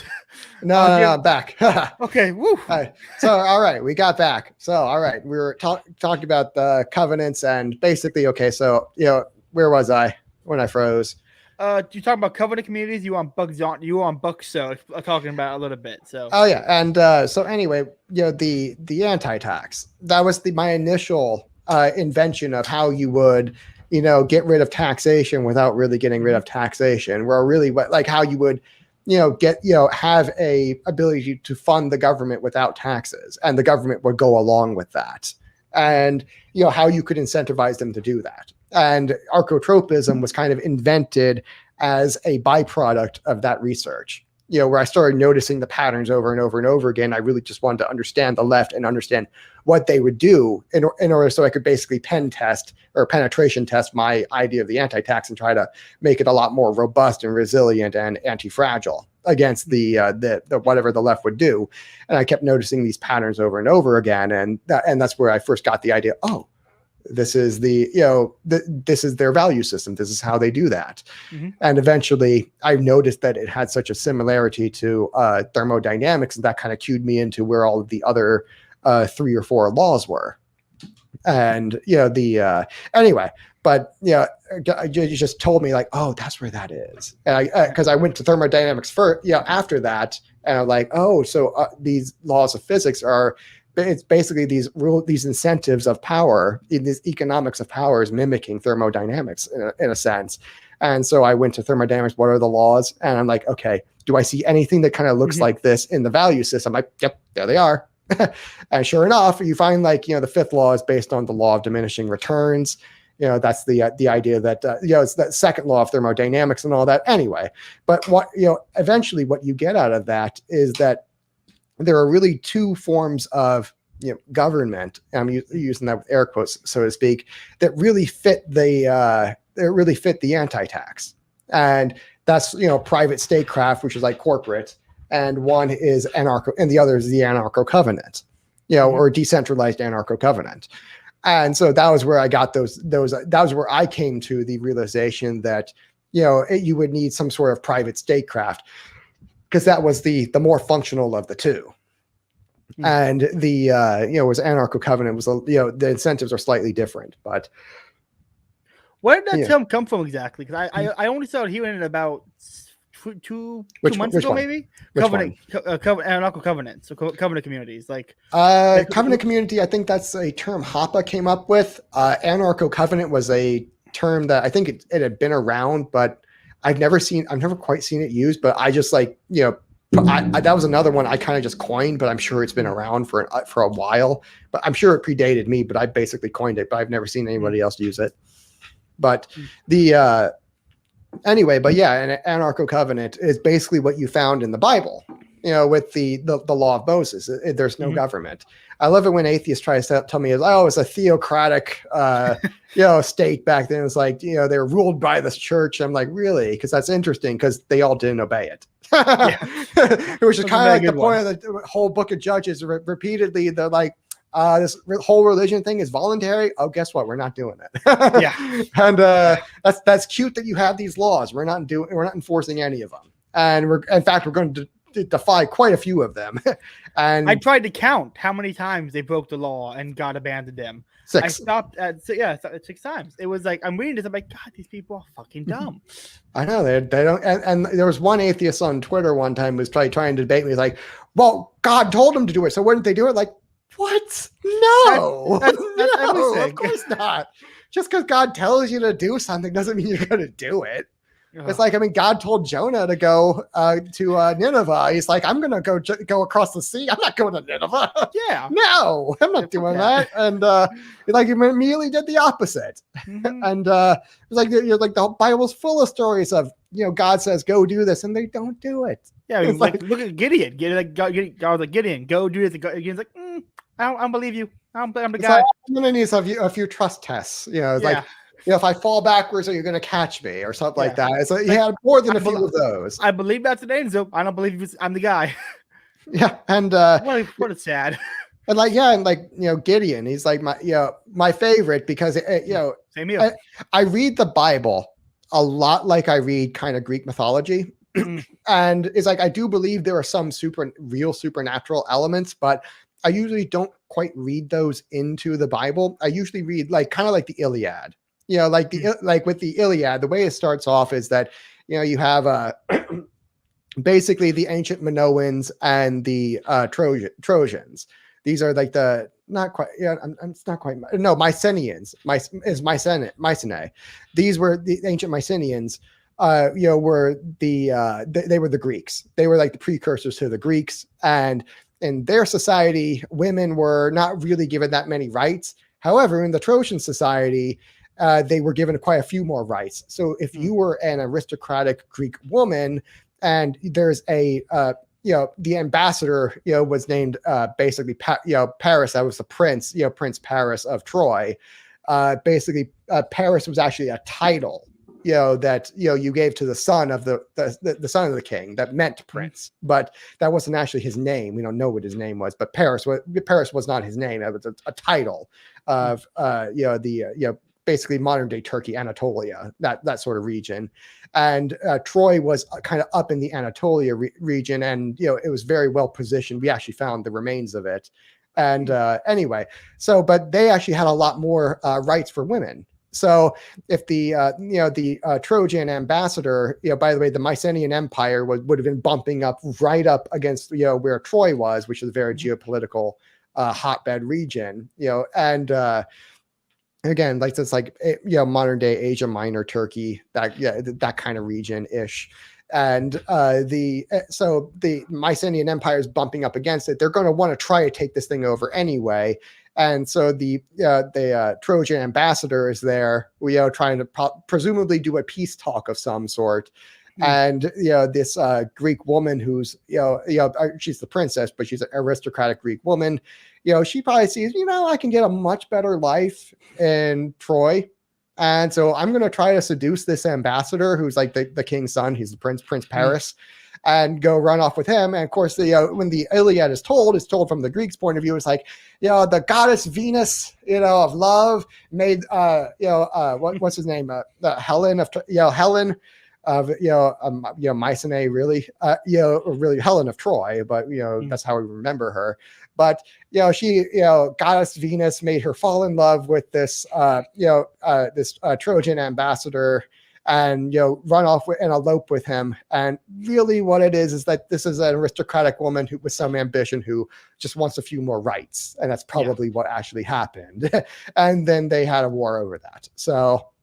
And basically that war was kind of probably going to happen anyway. And that was why the Parisian, the Trojan ambassador decided, I might as well, get some hot Greek tale and bring her home with me, because this war's going to happen anyway. So it's like, he's basically the ambassador. He knows this is coming, and he knows the negotiations have failed, and that this is, they don't really need a pretense for war, but they might, it's like they're going to have one anyway. So I might as well get laid. And that's what happened. Sad. And there's usually a more natural, feasible explanation for the things that are happening than supernatural beings. Yeah. And I read about the same thing into the Bible, like with Gideon, where when he's going through and whittling down his forces, because if you look at what his plan was, or like the plan that supposedly God gave him, this was a plan that relied on cunning and cleverness and and secrecy, and you can't maneuver very well with a very large force of like 30,000 people, which is what his army started off with. And he went through like 3 rounds of cutting the army down, where it's like initially he's like, hey, if you're scared, go home. You don't have to stay here. And then he lost like 2/3 of his forces right there.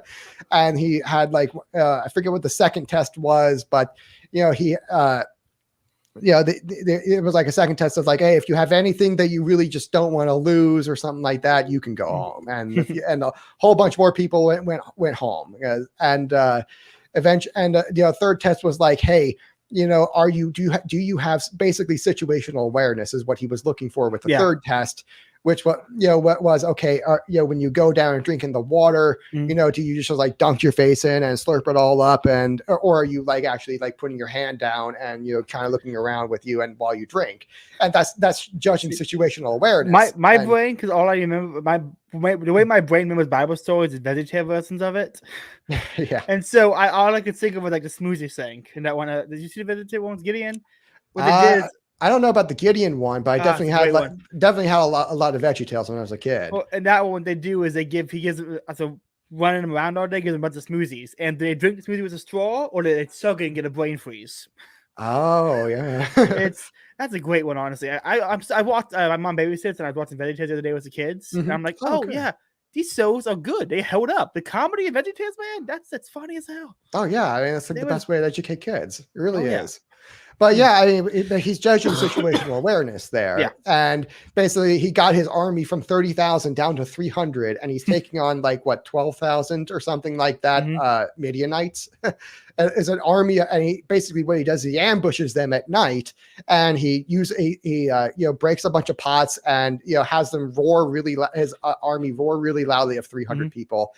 Break some pots, light their torches, and pretend like they're having an invasion. And because the Midianites don't have any, uniforms or anything, and they all wake up and they all think that everyone else is the enemy. And so they all start slaughtering, their own people, thinking that they're the Israelites coming to invade them at night.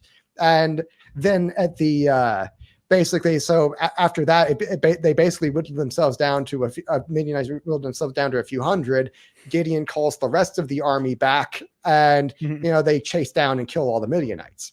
And then but basically because that plan relied on, stealth and you can't sneak up on an enemy with 30,000 people. It's just not going to work. Yeah. 300, you can make it work. But, but because of that, it's like the rational explanation is he has a plan that relies on cunning and cleverness and secrecy and, stealth. And, it's like 30,000 ain't going to work for that. He needs to figure out which of them have, they have the courage, so they're not going to run away. They have the situation awareness so that they can, not give away their position to the enemy and not alert the enemy that they're there. And they can actually manage the stealth. And this is, these were a rational way of looking at how you would implement this plan.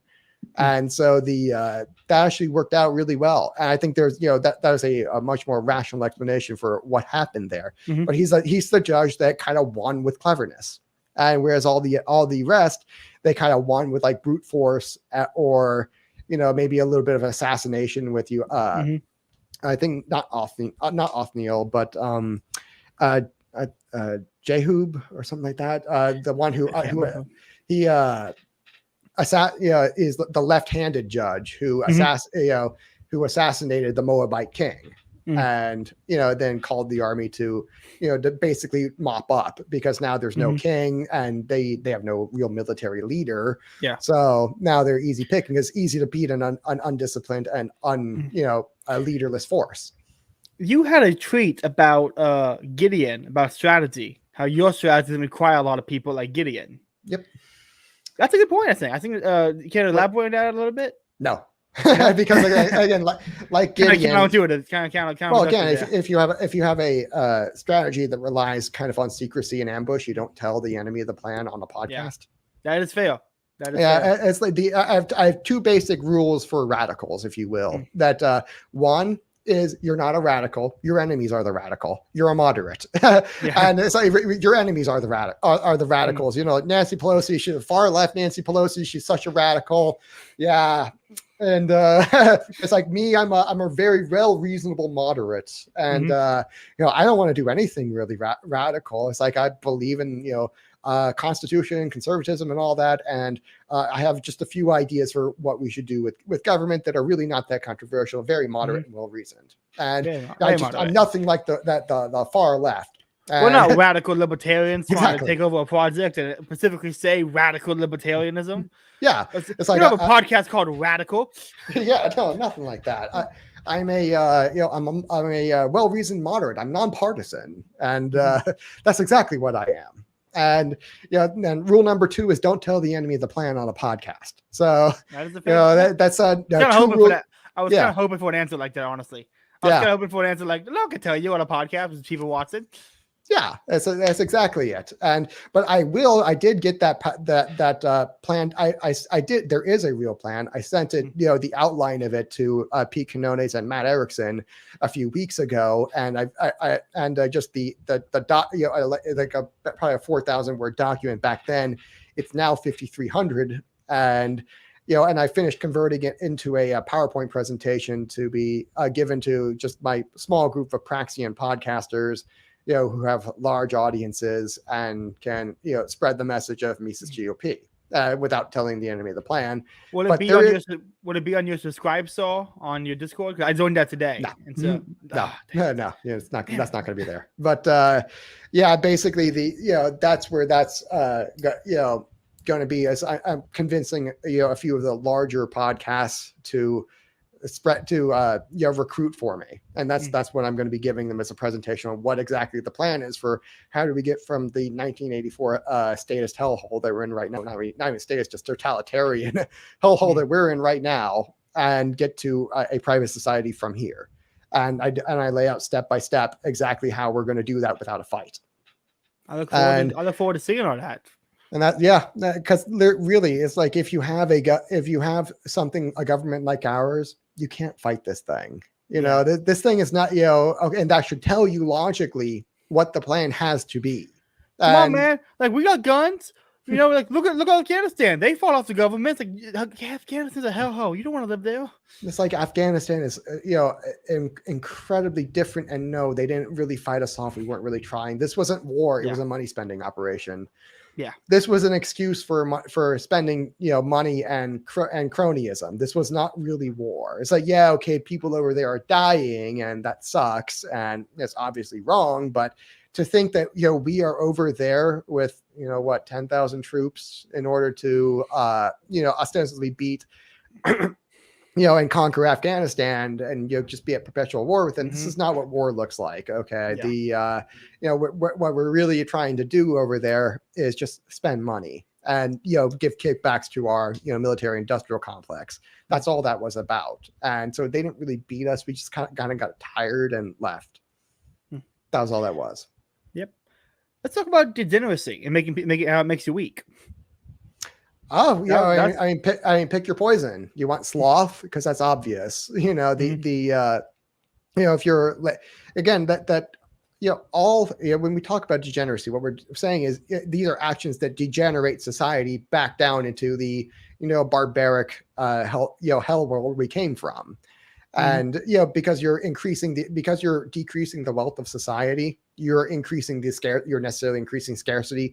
Scarcity breeds conflict, and it breeds the impulse to use power, to use force to get what you need.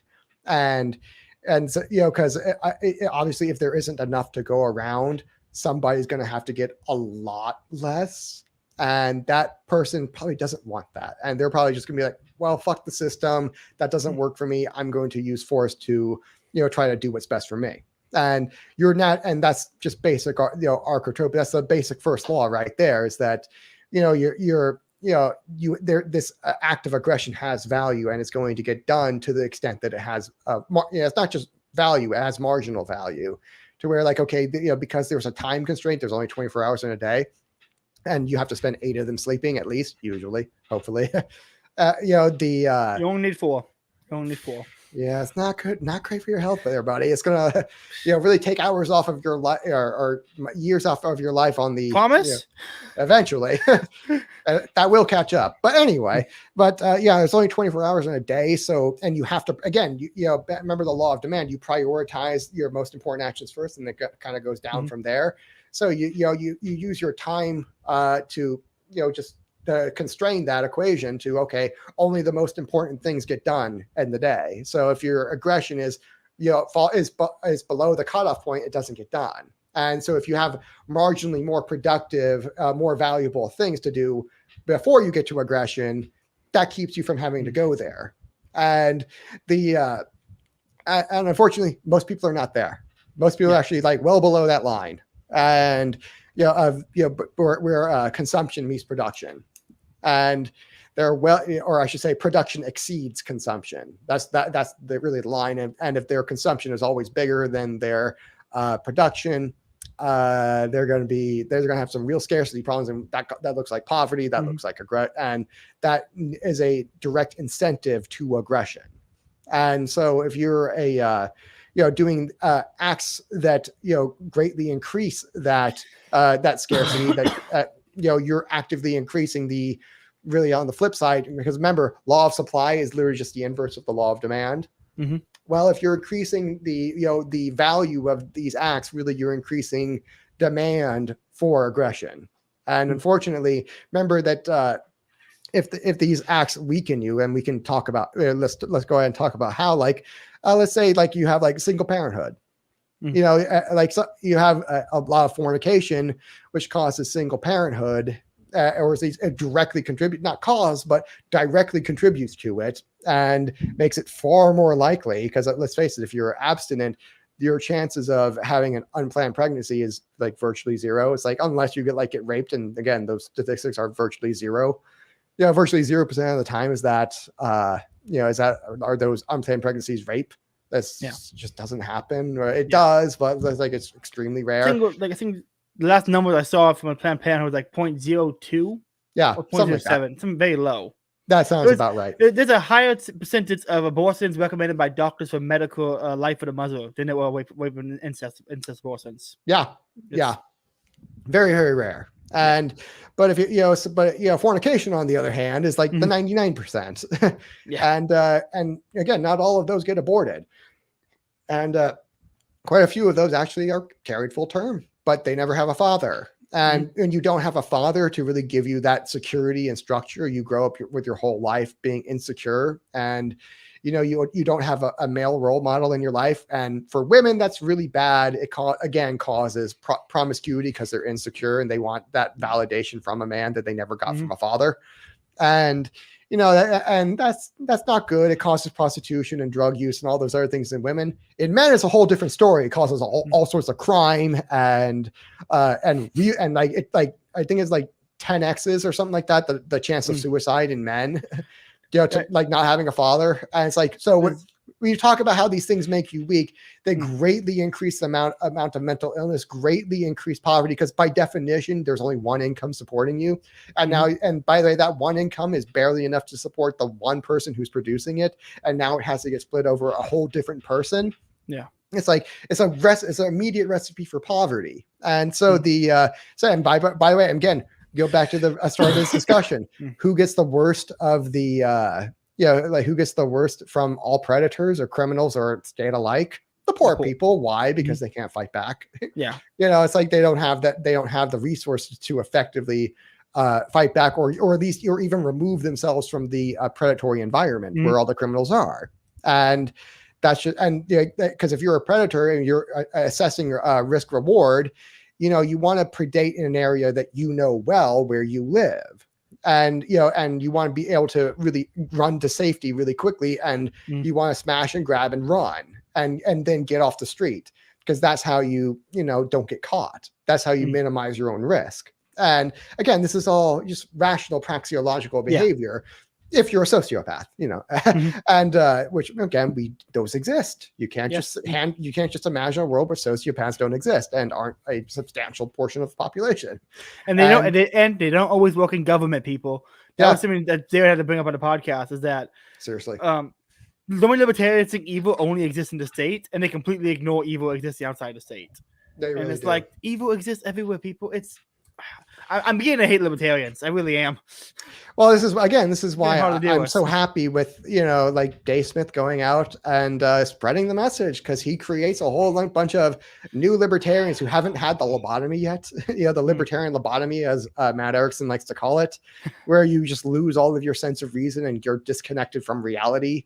And those people, because now I'm here, I can get to these people early and just siphon off the people. Well, it's like, I'm going to be, Dave's going to end up creating quite a few more Praxians than libertarians. Because again, this other side of economics, libertarians don't like to talk about.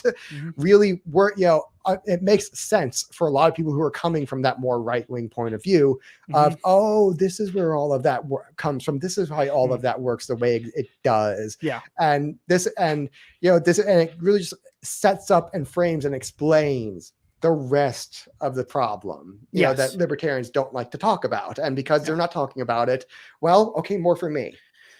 That was something I can't stand about. Like I'm a paleo guy, but like Matt Walsh of the Daily Wire. Yeah, he was going off on Twitter a while ago and on his podcast about the left is causing artists degeneracy, and it's causing artists other terrible things and destroying family structures. Like, he's absolutely right.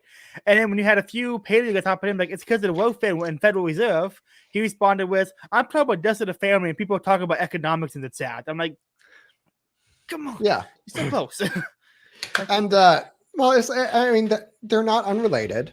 But again, if you have this archotropism point of view, it's like, it makes sense. It's like, it is an economic problem.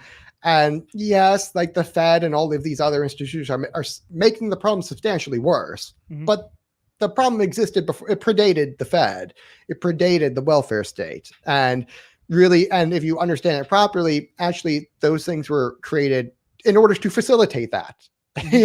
Like they were created because that problem already pre-existed. And making that problem bigger is actually better for the state. And it's like so it's like just getting rid of the Fed, like, okay, yeah, that will make things better, but At the same time, it's like the whole reason this thing was created in the first place was not to make the problem better, is to actually make the problem substantially worse. So it's like, you're misunderstanding the incentive. You're imputing good motives to people who do not deserve the good motives. Yeah. And, I think, again, this is a problem that the right makes, it where they impute, okay, the left and the right, I don't know if you've ever noticed this about them, but they make the opposite mistakes that the other one makes. Whereas in terms of how they view the other one, whereas like the right views the left as misguided and the left views the right as evil. And in reality, the left is evil and the right is misguided. And so that they understand themselves as being misguided, and they kind of project that onto the left as like, no, they're actually malevolent and evil. And the left is malevolent and evil, and they know it deep down. And so they assume that the right is malevolent and evil too.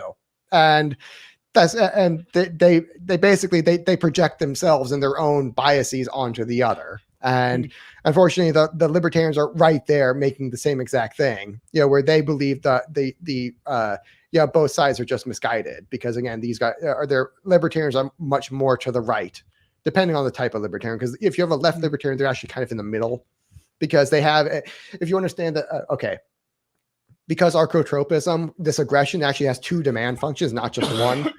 And I say the first and second law because they're both the law of demand. One is an explicit demand for aggression, where they actually want it and they consciously understand that I want this sort of good kind of aggression, where they imagine like they're doing good by it and that they're not being criminals. But on the other hand, there has a pseudo demand function as well, which basically behaves the same way as demand and functions exactly the same. Where because you're able, if you're the thing that people fear, people will pay to make you go away. And this, it's the perverse incentive, and the market doesn't care as long as if people weren't willing to pay to make things they don't like go away, those things they don't like wouldn't appear. And it's a fucked up incentive, but it's real, and the market will treat it exactly the same way as if you were paying them to give you something you want. And and so like when you have like degeneracy or something like that is it's a perverse incentive of reality, where you're incentivized, like if you're like a prostitute or something like that, with ladies of the night, as you like to call them, what they're actually doing is short selling, the value of, female chastity or female sex. And, it's like, okay, well, if you ask yourself, what's the value of a pair of shoes? And, it's like, okay, a brand new pair of shoes actually has a fairly consistent, good set of value. What if it has like 50 previous owners?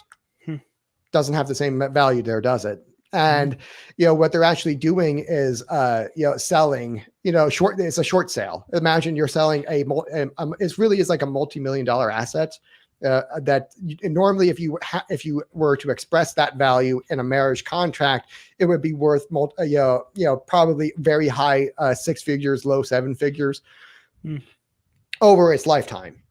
And but you're selling it for like a few $100 for an hour. It says it's nowhere, you're not getting that full value for that service. And so you end up short selling this multi-million-dollar asset. It's as if you took a mansion and you sold it for you just like rented it out for a few $100.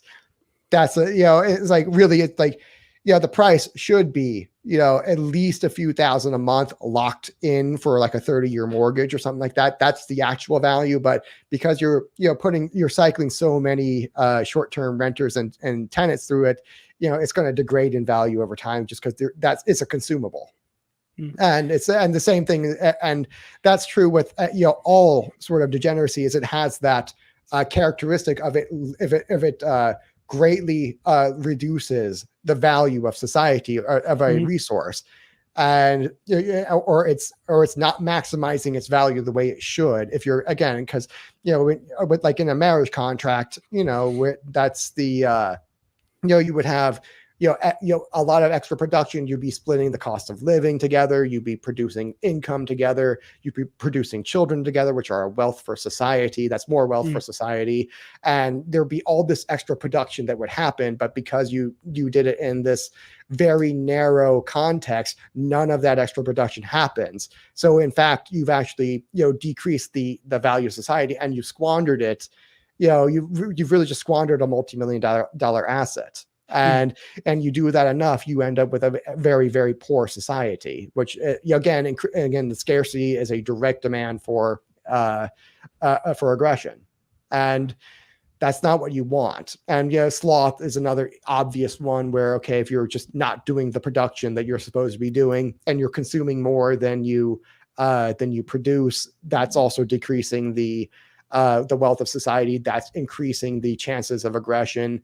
If you're too selfish and greedy, greed's another vice that you're taking too much for yourself, and not like leaving enough for everyone else. You're greatly increasing the scarcity for everyone else, and which is basically you end up consuming more than you put out.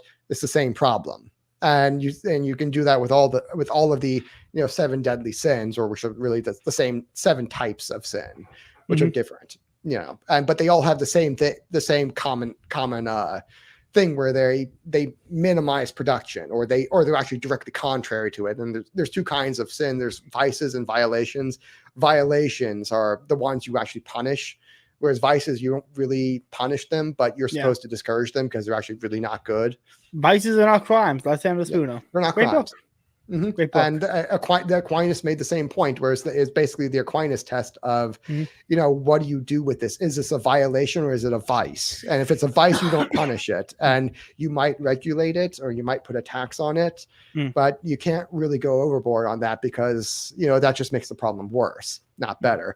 And what you're doing with like a tax on something like a sin tax is you're lowering the cost of the marginal profit. Remember, these actions, they get done by marginal incentives, not total incentives, because and remember that we're locked into 24 hours in a day, so anything that's beneath the bar doesn't get done. So by lowering the marginal profitability of that or really utility of that action, you're making it lower down, less likely it's going to get done, and more likely that something else will get done instead. And you want that to be a productive action, preferably, but it might be predatory. And again, it's like we're trying to get away from the predation from the jungle method, as Rothbard called it, and get towards the production method, which is based on Christian love. And that's an entire different topic that we probably won't get into today, but I will talk about it with Erickson eventually. Nice. I only have 2 more questions. I'm asking you to plug your stuff. One, I asked everyone this who's Catholic, Aquinas or Augustine? Tough. No. Yeah, that's a tough one. I have to go with Augustine. Really? Reason being is, again, that's this idea of love.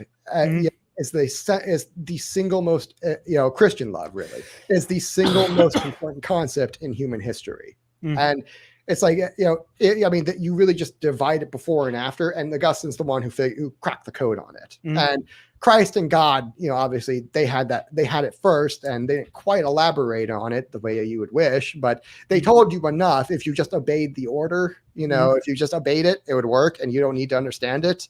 And which is, for all of human history, they have like no education at all. And if they were an elite, they had maybe a 1st grade education, maybe. And so so basically, for people like that, trying to explain the complexities of economics to them is that's a non-starter. So just follow the order and it'll work. Just you don't have to understand it for it to work. It can be a black box for you. So that's all they bought. That's all that God in the Old Testament and Christ in the New Testament. Again, but I repeat myself, they are the same person. And you might have upset Rob. Rob's a guy who denies the Trinity. Oh, well, it's a free country. You're allowed to be wrong. So anyway, love you, Rob, but so anyway, but understanding the actual incentives of it and how this thing actually works, actually cracking the black box open and, figuring out the incentives of this thing, that was first done by St. Augustine. It was eventually really perfected by St. Bernard of Clairvaux and De Amor Dei, or De Amor Deo. And, he was a good 800-ish years later, something like that. And after Augustine was in the early 300s ish. Yeah. And but Augustine's the first one to really crack the code on that. and understand why this thing really works the way it does. And I got to give that to him, because it's the single most important concept in human history. And, that idea of selfless love and how it just changes the whole game is revolutionary. It's responsible for all human progress. That, we are not barbaric. We are able to talk on the internet today because of that idea of Christian love. And we would not have the civilization we have. We would still be, brushing our teeth with urine as we were 1,500 years ago in the glory days of Rome. And again, that's, I don't know if people know that story where Vespasian, the reason we call toilets Vespasians is that, there was the Emperor Vespasian who put a tax on urine. And you actually paid your tax in urine, and boy, would I wish we could do that today. But hey, IRS, I got your taxes for you right here. Fuck off. It's like I wish we could do that today, but we can't. But there was basically back then you would pay your taxes in urine because you could use it, the ammonia in it, as a good bleaching agent. For brushing your teeth with, and you can make a paste out of that and brush your teeth with urine. I did not know any of this. Wow. And basically, that's where we were as a civilization 1,500 years ago. 1,500 years later, we are talking on the internet, and we're immersed in this Christian love society where you've probably interacted with that same concept 5 or 6 times just today and didn't even know it. I mean, it's kind of that idea of the fish goes up to the other fish and says, "Hey, the water's warm today," and the other fish like, "What's water?" And because you're so immersed in it, you just don't recognize it. And that's Christian love. We're so immersed in it right now and its productive capability that and just progress. That's all progress is due to this one idea. Augustine is the one who cracked the code on it. And Aquinas kind of built off of it later, but it's like Augustine is the giant that whose shoulders Aquinas is standing. I should say Aquinas is my patron saint because he's the one who really got me converted fully to Catholicism. But the more I read Augustine, the more I'm like, I like this guy a little bit more, I think. Yeah, Michael the Archangel here. Because you don't make peace with evil, you put your spear through the back of its neck.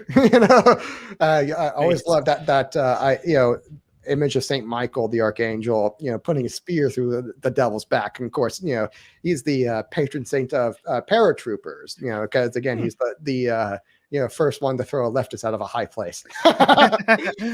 It's a wonderful patron saint to have. He's the first one to throw a leftist out of a hell. First one to forcibly remove. I like it. So it's like it's a first one to physically remove a leftist. I gotta go with them. That's a basis fuck answer. Honestly, I can't.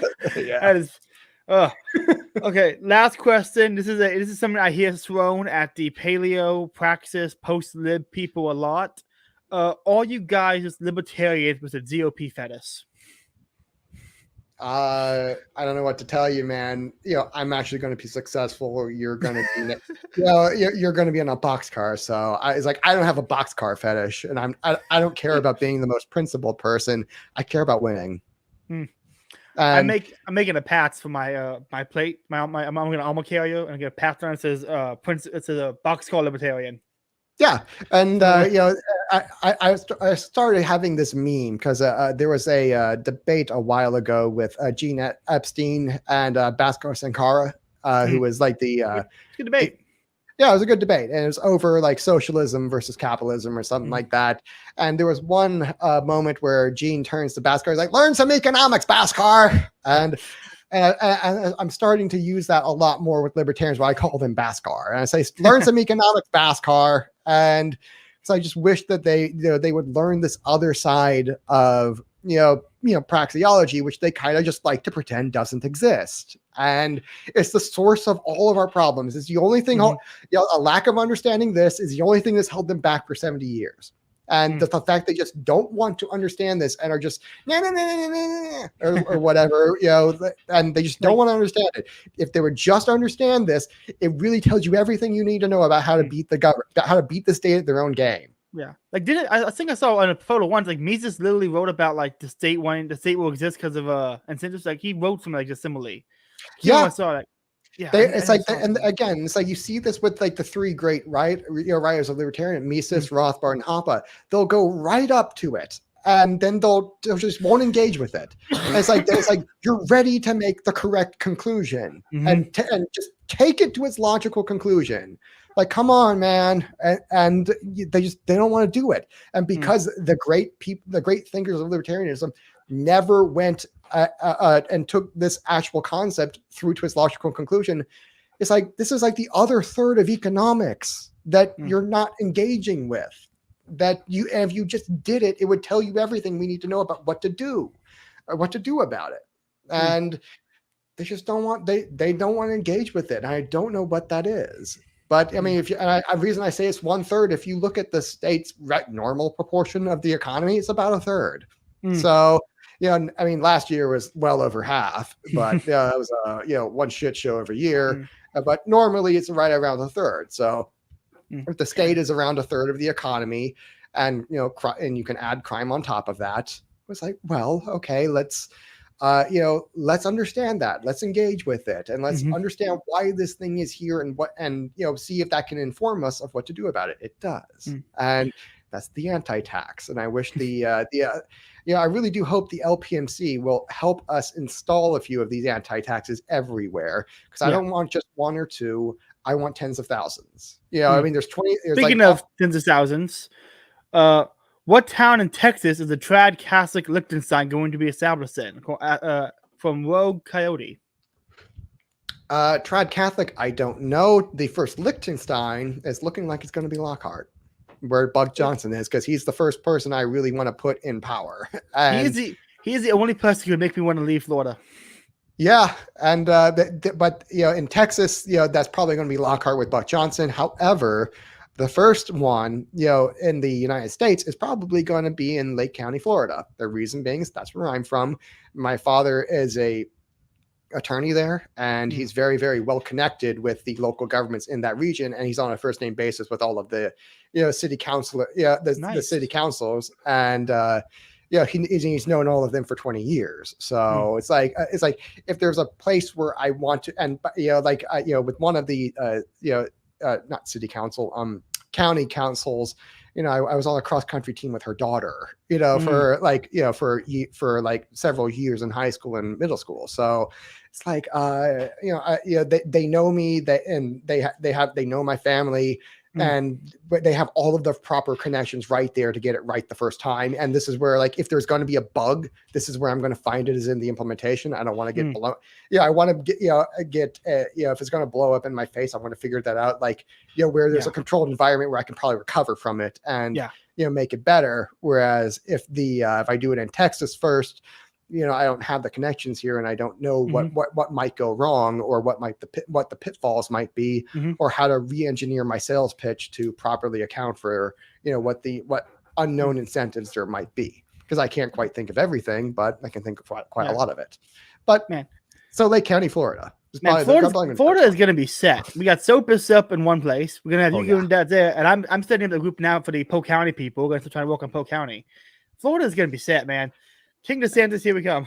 And Florida's got, part of the secret plan, involves changing of a certain type of law that Florida's already got that in there. So, and that was going to be the hardest part of the entire plan, was getting one kind of law changed. Texas doesn't quite have it yet, so I'm going to have to change that law here. But Florida's already got it. So at that point, medical marijuana. Yeah, it's medical marijuana. It's exactly it. It's exactly what it is. It's all about the plants, man. But so I don't even have to get that law changed in Florida. I can basically just proceed right to, I can skip that part altogether, and all I have to do is get a few anti-corruption laws and professional management standards installed at the state level, and I'm good to go. And get them to raise taxes on me. I'm going to ask them to raise my taxes. And it's like, that's something I think they can manage. And they'll probably, and again, it's like the sort of tax hike that I don't think even the people are going to, I think they'll like it. I don't think there's going to be any pushback for it, because it ends up being a tax cut. And I mean, it's the anti-tax. So anytime you raise a tax that goes into it, you're actually cutting taxes for the future. It's as if you taxed twice as much in 1 year, so you taxed none of it in the next year. That's effectively what you're doing. because of just the way the anti-tax worked with compounding interest. And, that's the, it's like, so even if you raise a tax to fund the anti-tax in your local municipality, actually you're cutting a tax. So it's just the way it works out. So last thing, when you threatened to raise ballot access to libertarians, to third party in Florida, I had people messaging me because they knew you were coming on the podcast asking me to push back on you on that, and I had to respond to them. No, he's right. Yeah, I'm right. Of course, he's absolutely right. But I had a few people from the LPMC reach out to me in Florida, and they said, and they assured me that was not going to happen. That they were not good. They were not planning to run anyone against DeSantis. And I told them, hey, it's only conditional. I'm only going to do it if you misuse your liberty. And and there were a few people in the LPMC that were like, oh, he doesn't have the pull to do that. Actually, I do, because this is why I tell people about incentives. Politicians behave their incentives. And all I have to do in order to get that done, walk up to them, here's the bill. So, see, they're not going to work on it by themselves. So if I do the work for them and say, here's the bill, all you have to do is pass it. That's all it takes. And because it's already in their incentives to do, they already have the time to do it, and they already have the incentive to do it just to fuck you guys over. And for no other reason than to fuck you guys over. I completely on board with that. Like, so it's like, I don't need pull, because to get them to do something that's already in their vested interest to do. All I have to do is just do the work for them and hand it to them, and they can manage to pass it. That will not take out effort, and I won't take any money except for whatever it takes me to go to Tallahassee and, spend it's going to cost me the travel time there, the travel money there, and, maybe a hotel for a few days, and, maybe some time off of work, but I can afford that. So it's like, don't test me on this one. I can get that one done. Yeah. Okay. And again, the LPMC would know this if they were bothered to understand incentives, which is what I talk about. This kind of plays in my point. People in Florida and Texas are just very different when it comes to politics. Because the Florida LPMC was like, we're not going to run against DeSantis. That's dumb as hell. We can't do that. And every other LMPC from Florida and Texas was like, no, we got to run someone against him. He's bad on drugs. We're going to want to leftist and pull from Nikki Fried's camp. Trip for them. This is all about their egos. It's not really about liberty. They want to create libertarians, not liberty. Look, I love my friend Jacob. He was on a podcast to do the whole explaining like on 5 Mises Caucus strategy. And one of the points he said, when I said, why not just, when it comes to certain issues in your area, work with the GOP or when you establish presidents there, he said, because of the credit. Exactly. And it's like, I didn't push back on him because he's my friend, but he kind of showed his hand a little bit there when it's like, dude, it's not about winning, it's about credit. Come on. Well, I mean, again, you're showing that you value your own principles more than you actually value liberty, and it's like it really is telling about what your values really are, but versus what you say they are. And this is another thing Mises talks about with stated stated idea beliefs versus actual beliefs. They have their what they say that their incentives are and what they say they want to do versus what they actually do. That shows their real preference. They have stated preference and realized preference or something like that. He has the real preference, actually, or revealed preference. There we go. Revealed preference, which is actually what you did. And, and that's a problem that, they don't read enough. They don't read Mises. They don't read Rothbard. They don't I read read Hoppe. Anatomy of the State. I'm good. I read the Anarchist Handbook. I read all the lefties. I'm good to go. Yeah. And it's all lefties in there. And really, but it's like, they don't really want to, read the parts that really conflict with it. And when they do read them, they kind of just gloss over it and they don't engage with it. They don't engage with the idea and understand, oh, this actually conflicts with a lot of what I actually believe. That's my response to a lot of these, LP type libertarians is they care a lot more about creating libertarians than they do creating liberty. And those are not the same thing. And as a GOP guy, I care about creating liberty. I want less libertarians. I don't like any of you fuckers. I want less of you. Yeah. It's like, again, left libertarians kind of, if you understand archotropism, that, the state uses chaos, to increase its power by extracting order. The reason for that is chaos definitionally is is an absence of order. So you can think of that in economic terms as a shortage of order. So there, right now there's like chaos. Imagine you have an outbreak of chaos and a panic or something like that. Panics, the reason this, and the state is the provider of order. It's an aggressive order provider, aggressive order as a service. That's what the state does. So if you have an outbreak of chaos, that means now you have a shortage of order, and they say, okay, as payment for us to restore order, we need more power. And you're not paying them in money, you're paying them in power. So basically, and that corrects the shortage theoretically. And then but in there, because this is what they get paid to do, they also have an incentive to cause the chaos. So they always put temporary fixes on it that, instead of permanent fixes on it that cause the problem. And, that cause the chaos that allows them to power grab or get paid, actually. And this is what archotropism is. It's an economic force. And, so if you understand that, everything on the, you remember have those 4 quadrants with, left, right, and authoritarian, libertarian. Well, if you understand that left is chaos and right is order, everything on that left half that is chaos is necessarily fuel for the government. So the power grab. So if you say that, okay, I'm a libertarian, meaning I want the bottom half, theoretically. I have a stated preference, not a revealed preference, but a stated preference for the bottom half. And I say, this is what I want, therefore I cannot do the top half. Okay, fair enough. You might be wrong, but fair enough. But then you say, but left and right, that's all the same to me. Like, well, no, because that left half still causes, that's fuel for the top half. So really the only quadrant that's actually consistent with, real libertarianism is the right. It's the right, their bottom right quadrant. So left libertarianism is actually a contradiction in terms, because you say you don't want a state, but then you do actions that cost the state, or that raise the demand for the state, or give the state an excuse to exist, an excuse to power grab. So it's like I view left libertarians as kind of a logical contradiction. It's the only quadrant that is truly a logical contradiction, because with the top right, if you understand that the right wingers want order, and authority is usually counterproductive to order. So they really want spontaneous order. They really want the bottom right quadrant, which is where most of them are, but you do get a few in the top right. The reason the top right is not quite like the bottom left is because, power is the only thing that can, fight back against power. So if you have the top left, which is like the authoritarian lefties, which is where most of the lefties actually are, power is actually a rational response to the aggressive left, or the top left quadrant. So, it's like, I can see why you would rationally be a top right sort of guy, monarchy sort of guy. It's a rational response to the top left authoritarian dictatorship of the top left.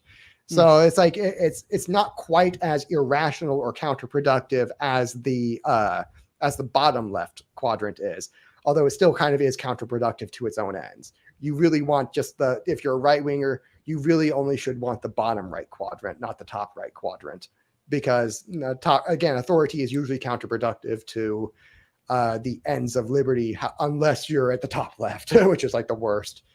Because at least with the top right, you're enforcing order, which is something you kind of want, and that order, again, Mises is a subset of Carlyle. Carlyle being all about order, Mises being all about liberty. And so at least if you have order, you can kind of have a Misesian liberty, which is why monarchy produced way more liberty for the people than any other form of authoritarian government.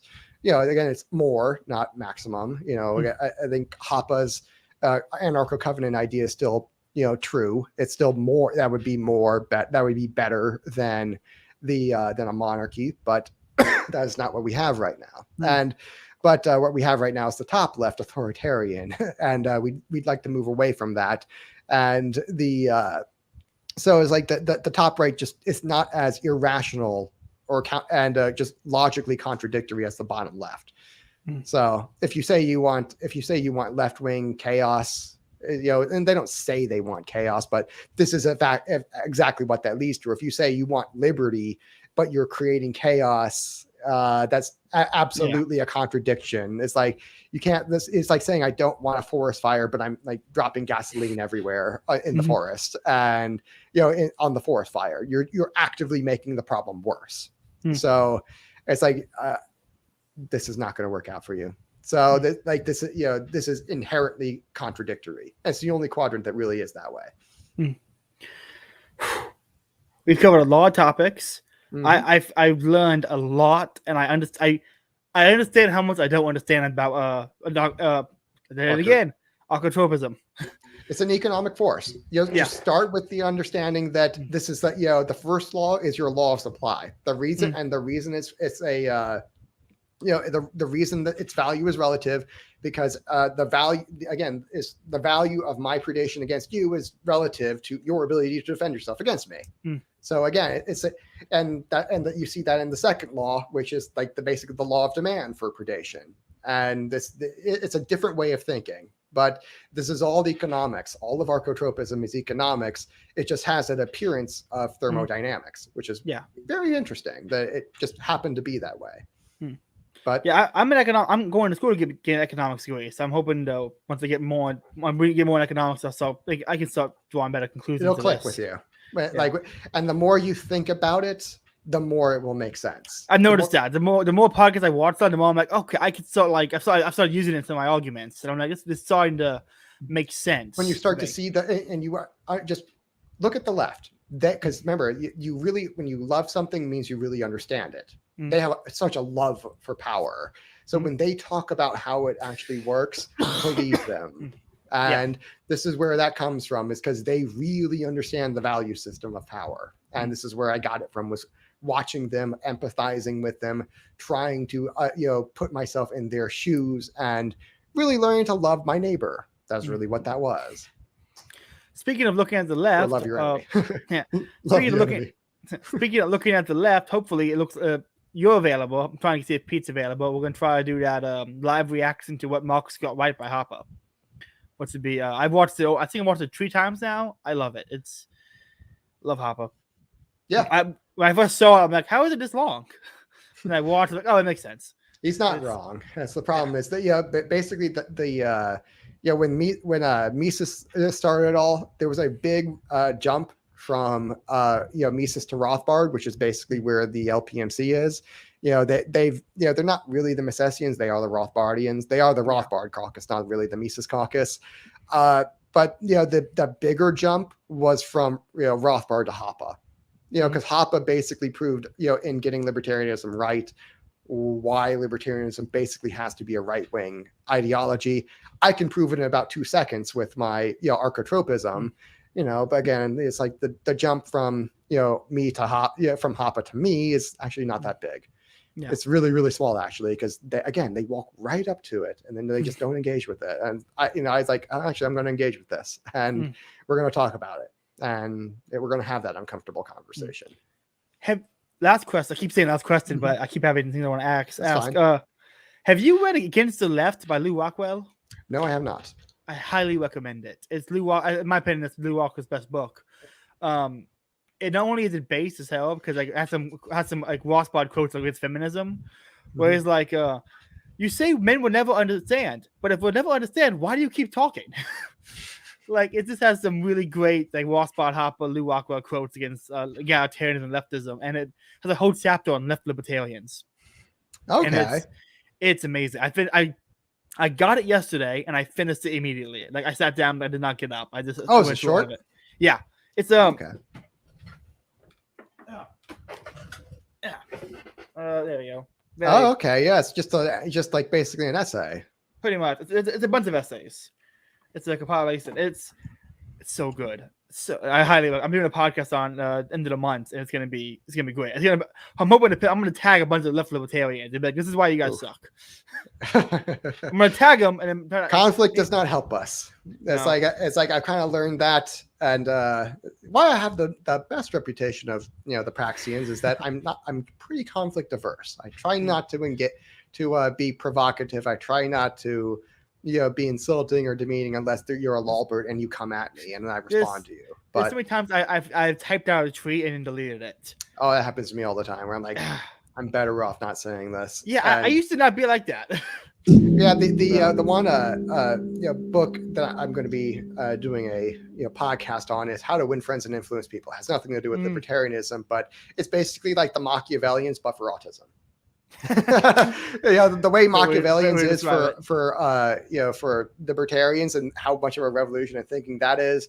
How to Win Friends and Influence People by Dale Carnegie is a book that truly changed my life for the better. And I would read that one 10 times before I picked up one Rothbard book in terms of the value it will have for your life and just making you a better person, more successful, everything. And it looks like we have one more comment.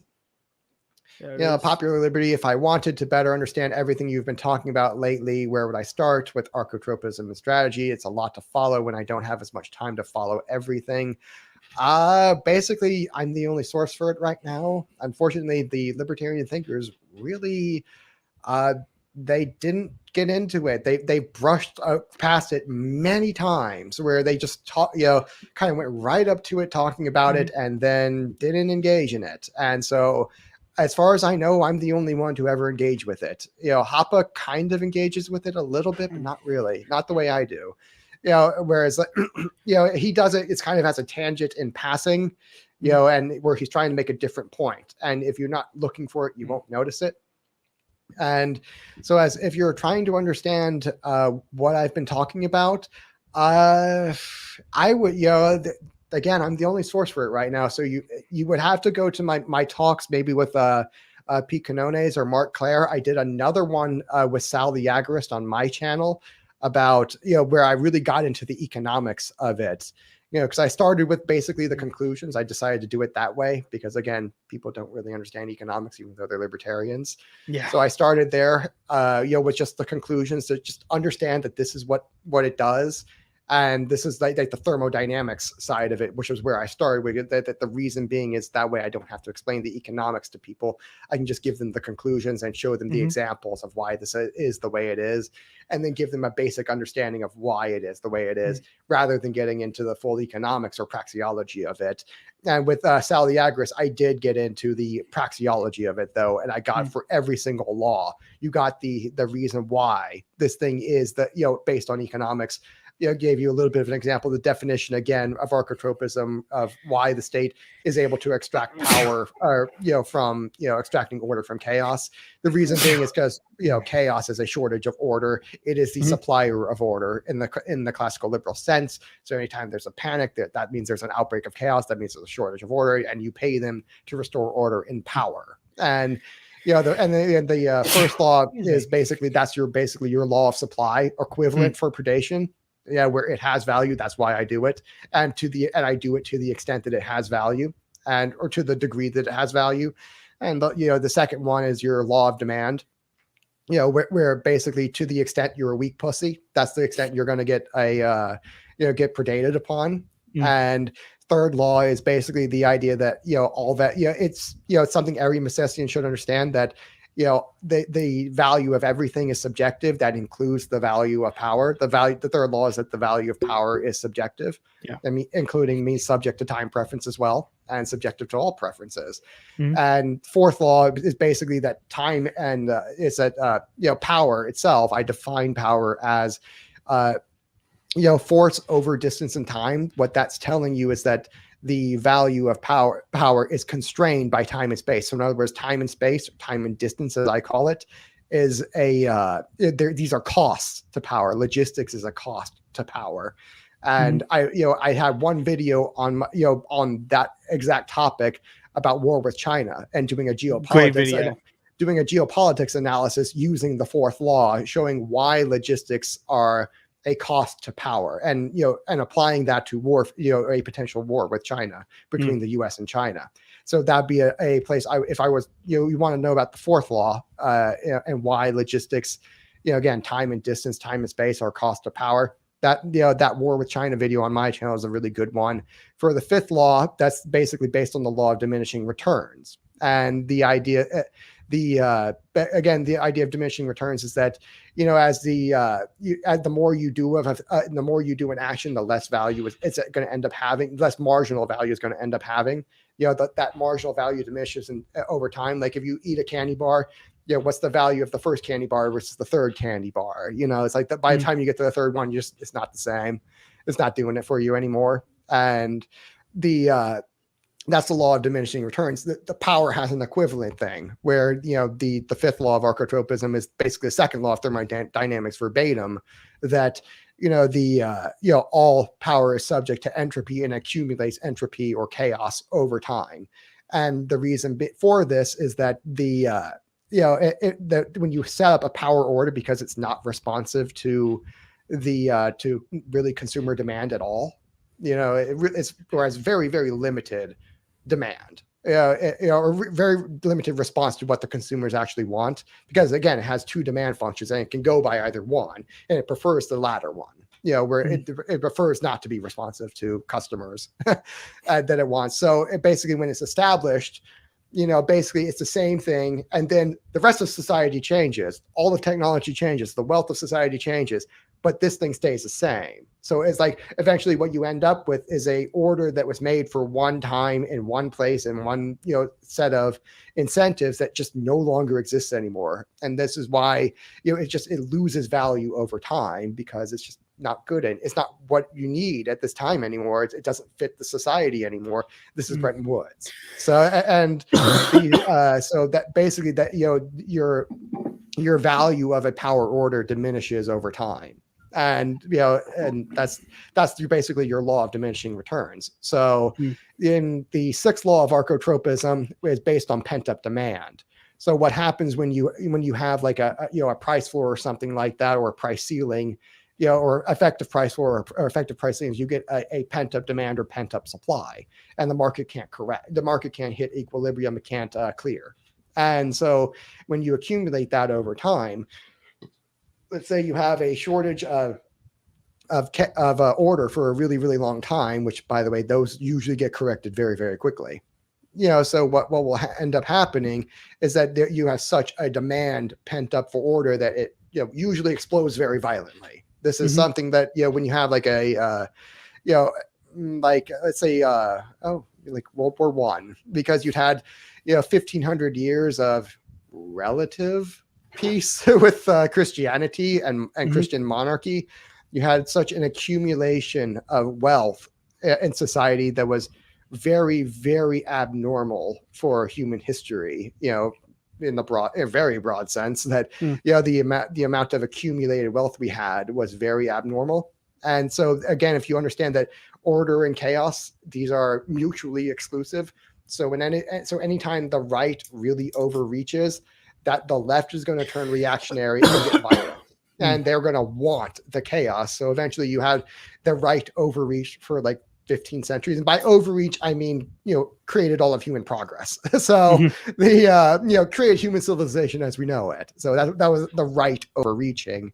And eventually that concludes in, World War One and World War II, where we, have all this wealth, and now we can do industrialized warfare. And so the left, gets rid of the monarchies and replaces them with republics, which are far more violent, and they get to have a chaos binge in 2 world wars right off the bat. And you see this every election, where once the right wins and they start implementing their policies and start shifting everything back to it, and then the very next election in the midterms, the left will take it, and the same exact thing happens, where you have one party that will get in power and then start overreaching, and then the very next election, boom, the other party will take the power.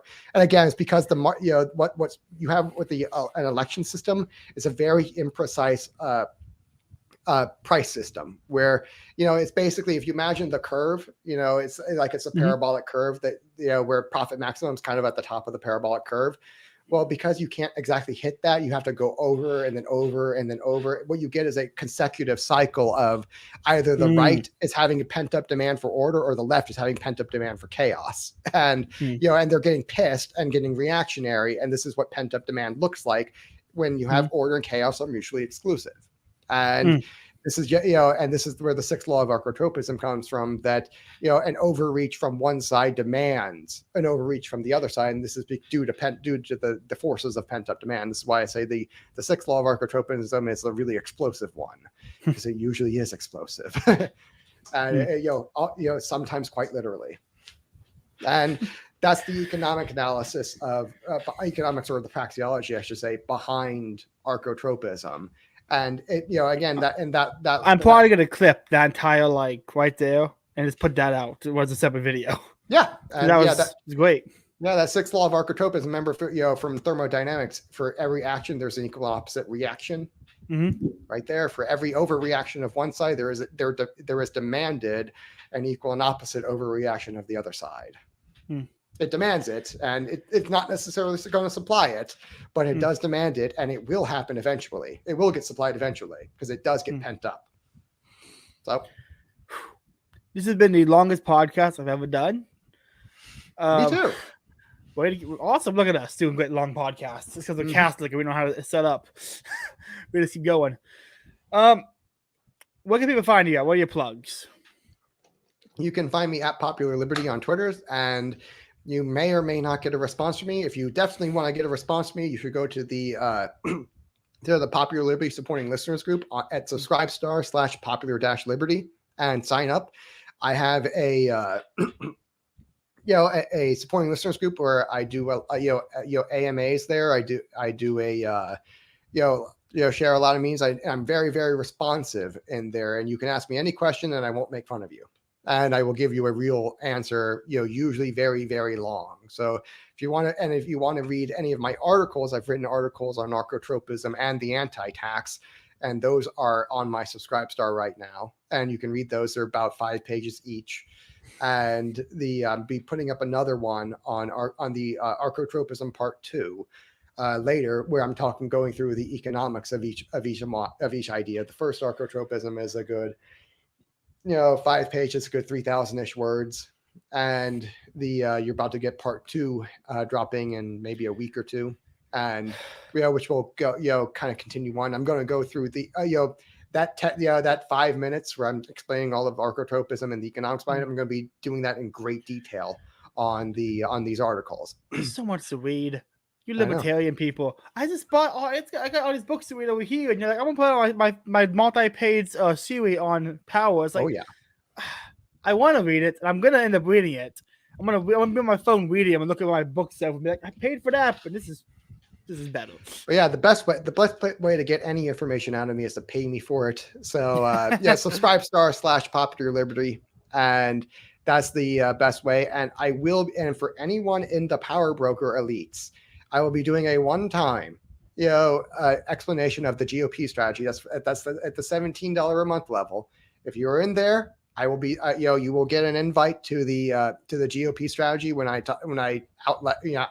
lay it out to the rest of the Praxians, as I mentioned earlier in the show, and it will not be posted anywhere, and I will not put it in the group later. So you're either in there when it happens, which is probably going to be in a week or two, or you never get to know. So, or you'll find out when everybody else does. Never.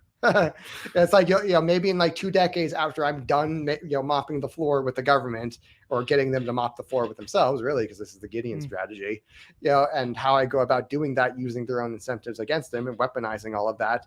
You'll find out in 2 decades. So you're either there in 2 weeks, or you're there, or you find out in 2 decades when I'm done. So, or you can just obey orders until then, because that will result in liberty. We will get to a private property society, and the government's going to go along with it. Hell yeah! So, okay, guys, it's been another episode of the Catholic Catholic Praxian Book Club.